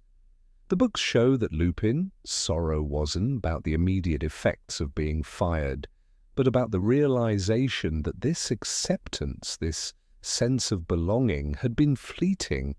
What makes this moment even more tragic is Lupin's understanding of his own worth. He was an exceptional teacher, one of the best that Hogwarts had ever had. His lessons were not just about defense against the dark arts, but about life itself. He taught his students the importance of empathy, of understanding the world from different perspectives, and of compassion. These qualities made him a far superior teacher than any of the others who had occupied the same position before him. Yet the world refused to acknowledge his worth because of his condition. It's this recognition of his abilities that makes his departure all the more painful. He knew he was doing a great job, but it didn't matter in the end because the prejudice surrounding his condition ultimately dictated his fate. In that moment, Lupin is left with the bitter truth that despite his skills, his personal history was enough to outweigh his merit. This stark reality is devastating not only to Lupin, but to the reader who is forced to confront the deep-seated injustices of a society that judges people based on things they cannot control, like the werewolf condition. Lupin's journey is one of constant battle, both with himself and with a world that constantly refuses to accept him for who he truly is. And yet in this moment he hoped, he truly believed, that the kindness and wisdom of Dumbledore would prevail. This hope is what makes his eventual departure so much more tragic. It's not that he left the school with bitterness or anger, but with a quiet acceptance of the world's inability to accept him. Dumbledore's decision to fire Lupin is also portrayed as an act of great sorrow. While the headmaster is often seen as a figure of wisdom and authority, his role as a leader is complicated by the immense challenges he faces. Dumbledore knows that Lupin is an extraordinary person, someone who has faced immense adversity in his life, and someone who has done more good in a single year than many have in a lifetime. However, Dumbledore is also bound by the rules of the school and by the pressure of the parents and the fear of what Lupin's condition might mean for the safety of the students. Dumbledore's heart must have broken as he made the decision to send Lupin away, for he knew just how much Lupin had given to the school and how much this would hurt him. There's an inherent tragedy in Lupin's story. His entire life has been shaped by the fear and prejudice of others. Even when he found a place where he was finally valued, it was taken from him because of something beyond his control. His werewolf nature was never a reflection of his character, but society's inability to understand him rendered him a pariah. Lupin's story is one of constant loss and isolation, and this moment is just another chapter in that ongoing struggle. When Lupin leaves Hogwarts, it is not with a sense of resignation, but with a quiet sorrow that speaks to a deeper sense of abandonment. His belief in the goodness of people, his hope that he could continue to make a difference, is shattered. The school, the students, and even Dumbledore, who had once been his greatest supporter, all stand as reminders of what he will never fully be able to have, a life free of fear and suspicion. Lupin's heart was broken by this decision, but in many ways it was the final wound in a lifetime of pain and struggle. He had fought so hard to be accepted, and just as he had found a place where he could be himself, it was ripped away.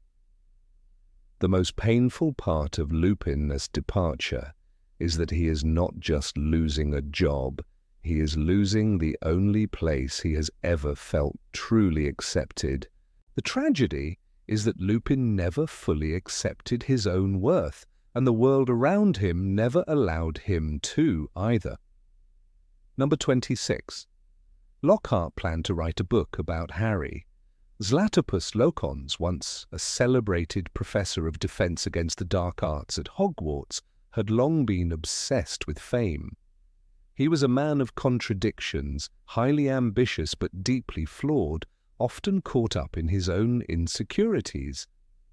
His relationship with Harry Potter, however, was a curious one, especially when they crossed paths at St. Mungo's Hospital for magical maladies and injuries. This meeting, brief yet impactful, would leave an imprint on Locons's mind, one that would influence his thoughts and actions for some time to come.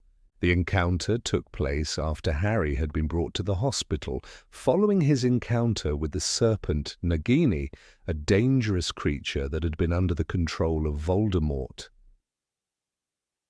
Harry had been severely injured, and the young wizard found himself surrounded by the hustle and bustle of healers and patients at St. Mungo Est. It was here, amidst the bustling corridors and the echo of magical cures being administered, that Locons found himself face to face with Harry. At first, it seemed to be a completely accidental encounter. Locons, now in his early 60s, had been struggling with a variety of personal and professional issues. His past was filled with moments of triumph and tragedy, and the defense of Hogwarts from dark forces had become nothing but a distant memory. Yet, despite all this, the mention of Harry Potter, the boy who lived, continued to stir something within him. Harry's name had an aura about it, a quality that made everyone, from the bravest aurors to the humblest witches and wizards, take notice. And Locons, despite his diminishing fame and an increasingly tarnished reputation, could not help but feel a spark of his old ambition ignite when he saw Harry in the hospital. What struck Locons the most was the attention that Harry received from the hospital staff. The healers moved around Harry with a level of respect and reverence that spoke volumes. They spoke about him in hushed tones, almost as if he were not just a patient, but a living legend. Patients in the ward, even those suffering from more severe injuries, stared at him with a mix of awe and admiration. They had heard the stories, how Harry had survived the killing curse as a baby, how he had faced countless dangers, and how he had stood up against the forces of darkness time and time again. Harry was, for all intents and purposes, the hero of the wizarding world. Locons was captivated by this.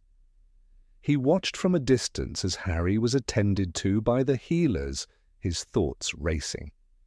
The notion of writing a book was not new to him. He had always harbored a desire to share his wisdom with the world, to immortalize his experiences in the form of words. But now, in the presence of Harry, a man whose mere existence seemed to captivate everyone around him, Locons had a new vision. He would write a book, but it wouldn't just be any book. It would be a book about Harry Potter, a first-hand account of their heroic encounter, one that would propel him back into the public eye. The idea was audacious, yet in Locons' mind it seemed like the perfect plan. After all, who would not want to read about Harry Potter from the perspective of a professor who had been close to him? Perhaps it would be the story that would put him back on the map, restore his reputation, and make him famous once again. Locons could already imagine the headlines. To quote 60, Locons was nothing if not persistent, and his desire for recognition was overwhelming. His meeting with Harry, brief as it was, made him feel connected to the wizarding world's most famous figure. Even though Harry was unconscious at the time, Locons couldn't help but ask for his autograph. He mumbled about how he would include this moment in his upcoming book, as if the mere mention of Harry as name would elevate his writing to new heights. It was almost as if he believed that being in proximity to Harry, however fleetingly, would grant him the kind of lasting fame he craved. What was most intriguing about Locons' fixation on writing a book about Harry was his inability to fully comprehend the true depth of Harry's importance. Locons had spent much of his life in the shadow of greater figures, but he had never truly grasped the true significance of Harry. As survival against dark forces, his vision of the world was one that focused primarily on his own standing within it, and this meeting with Harry, rather than being one of humble admiration, was instead a moment of opportunistic inspiration. It wasn't about Harry as a person, but about what Harry represented, the key to unlocking a resurgence of Locons' own fading fame. Even though Locons had suffered from bouts of amnesia, it was clear that his hunger for recognition remained undiminished. The amnesia, a side effect of an accident in his past, had caused him to forget many of his own accomplishments and some of the more painful episodes of his life. However, the one thing he could never forget was his desire to be remembered, to be seen as someone important in the magical world. And here was the opportunity of a lifetime, a connection to the boy who lived, a figure who would forever be etched into the annals of history. As Locons left St. Mungo that day, he was filled with an almost obsessive determination to follow through on his idea. The more he thought about it, the more convinced he became that writing a book about Harry would be his ticket to immortality. He would craft a narrative that not only captured Harry's greatness but also placed him, Locons, at the heart of the story. He could see the reviews already. Quote, 62. Such a book could spark renewed interest in Locon's work and perhaps even restore his reputation as a leading expert in the field of defense against the dark arts. In his mind, the book would be a way to forever link himself to Harry Potter.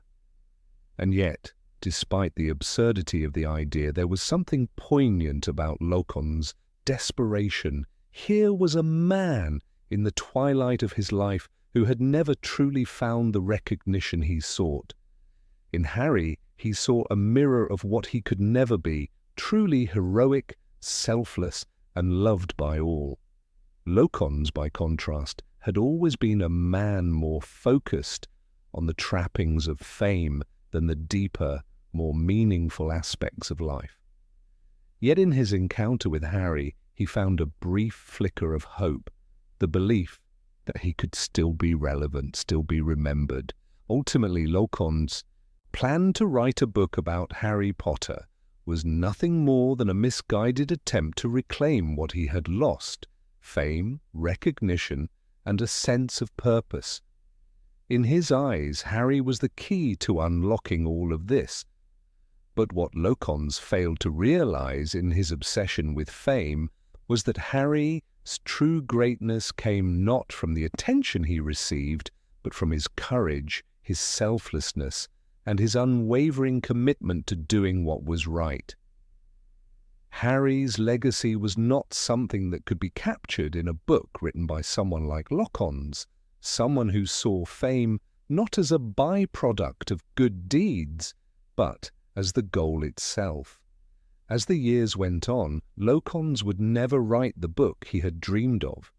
Instead, he would fade further into obscurity, his desire for fame ultimately leaving him disconnected from the very world he had once sought to influence. But for a brief moment, in the halls of St. Mungo's Owl, Locons believed that he could once again be part of something larger than himself. He had, after all, met Harry Potter, the man whose story would outlive them all.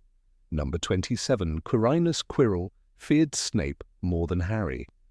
The story of Professor Quirrell in the quote, 64 Bite series is one full of mystery, fear, and misdirection.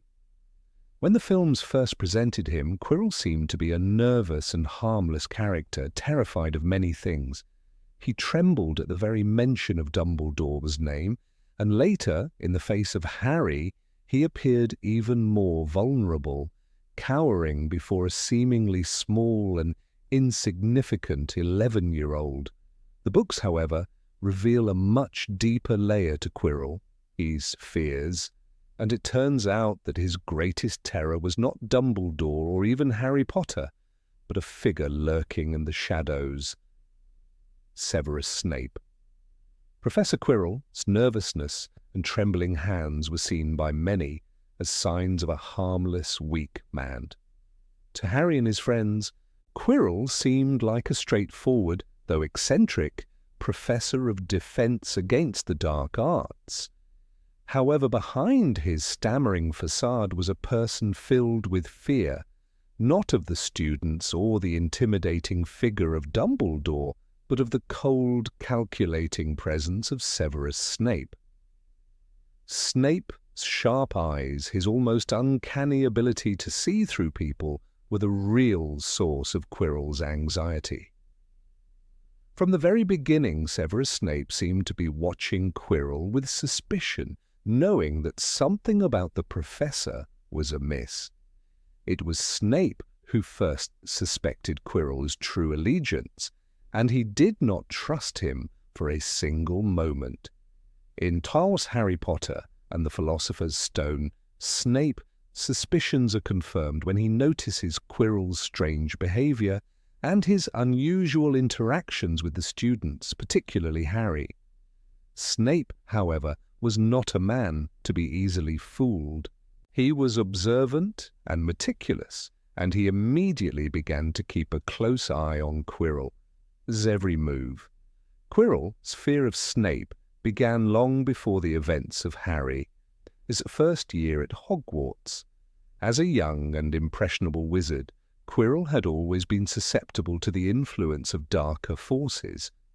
In his desperation to gain power and acceptance, Quirrell had aligned himself with Lord Voldemort, unaware of just how dangerous the dark wizard could be.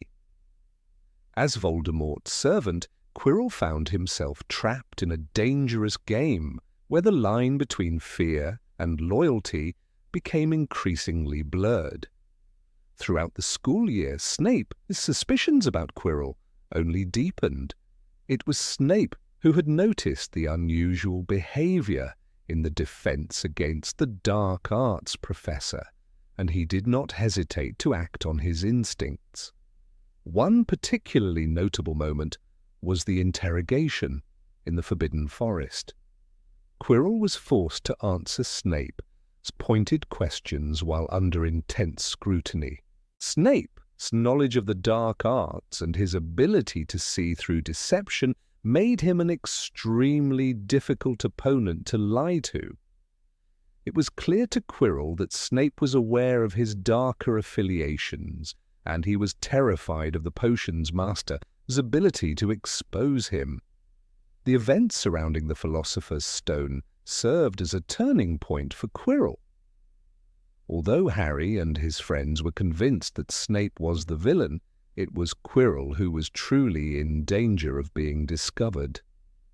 Snape's interference in the quest to retrieve the stone was far more than mere suspicion. It was an attempt to thwart Quirrell's dark mission at every turn. Snape's vigilance and constant vigilance over Quirrell, his actions were the only things standing between Quirrell and Voldemort's ultimate goal. Ironically, while Harry and the others focused on Snape's alleged role as the villain, it was actually Snape who was trying to protect the students from Quirrell's dangerous machinations. Snape, with his cold demeanor and sharp mind, had figured out the truth long before anyone else, and he was doing everything he could to stop Quirrell from succeeding in his mission. Snape's actions during the school year, such as when he blocked Quirrell, his attempts to reach the Philosopher's Stone, were all part of his quiet battle to keep the dark wizard in check. Quirrell's fear of Snape was rooted in a deep sense of guilt and shame. Snape, who was always watching from the shadows, had a way of making Quirrell feel exposed, vulnerable, and afraid. The knowledge that Snape knew Quirrell's true loyalties, and worse, that Snape was actively working to stop him, only added to the tension and paranoia Quirrell experienced. Even when Quirrell tried to appear calm and composed, he couldn't escape the gnawing fear of Snape's presence. This dynamic was not only a testament to Snape's intelligence, but also to his deep commitment to protecting Hogwarts from the forces of darkness. While Quirrell might have been driven by ambition and fear, Snape was driven by duty. He was not merely trying to expose Quirrell for the sake of vengeance. He was working to prevent a tragedy that could have affected the entire wizarding world. His role in thwarting Quirrell's plans was far more important than anyone realized, and it was only in the final moments of the book that the true nature of his efforts became clear. In the end, Quirrell's fear of Snape was a reflection of his own internal struggle. He was torn between his loyalty to Voldemort and his desire for self-preservation. Voldemort's influence over Quirrell was strong, but it was Snape's cold, calculated presence that terrified him. Snape, with his knowledge of dark magic and his unwavering commitment to the protection of the school, was the true obstacle to Quirrell's success. In a twisted way, Snape's vigilance over Quirrell as every move was both a source of torment and an unexpected form of protection. Snape, in his own way, kept Quirrell from falling further into the abyss. Harry, who had spent the entire year convinced that Snape was the villain, was unknowingly saved by Snape's actions. Quirrell's inability to control his fear of Snape ultimately led to his downfall. Quirrell, while trying to carry out Voldemort's will, found himself trapped by his own fear of Snape. This irony added depth to the story, making it clear that the true hero of the story was not the one everyone had suspected, but rather the one who had been working behind the scenes to protect Hogwarts and its students. By the end of the year, Quirrell's greatest fear was realized, not at the hands of Dumbledore or Harry, but by the one person who had been watching him from the very beginning. Snape's actions throughout the year were far from villainous, in fact. They were the very thing that kept Quirrell from succeeding. While Harry was busy focusing on his own fears, Snape's vigilance ensured that the true danger was thwarted, and Quirrell's terrifying allegiance to Voldemort was kept at bay. The entire story was a tale of misdirection, where the true nature of fear and loyalty was revealed only at the very end. Thus, the real villain of the story was not Snape, as many believed, but rather Quirrell himself, a man consumed by fear, ambition, and a deep sense of guilt. It was Snape's keen intellect and his ability to see through deception that made him such a formidable force, and it was his actions that prevented Quirrell from carrying out his dark mission. In the end, Snape's quiet heroism went unnoticed, but his role in saving the students of Hogwarts was one that would not be fully understood until much later.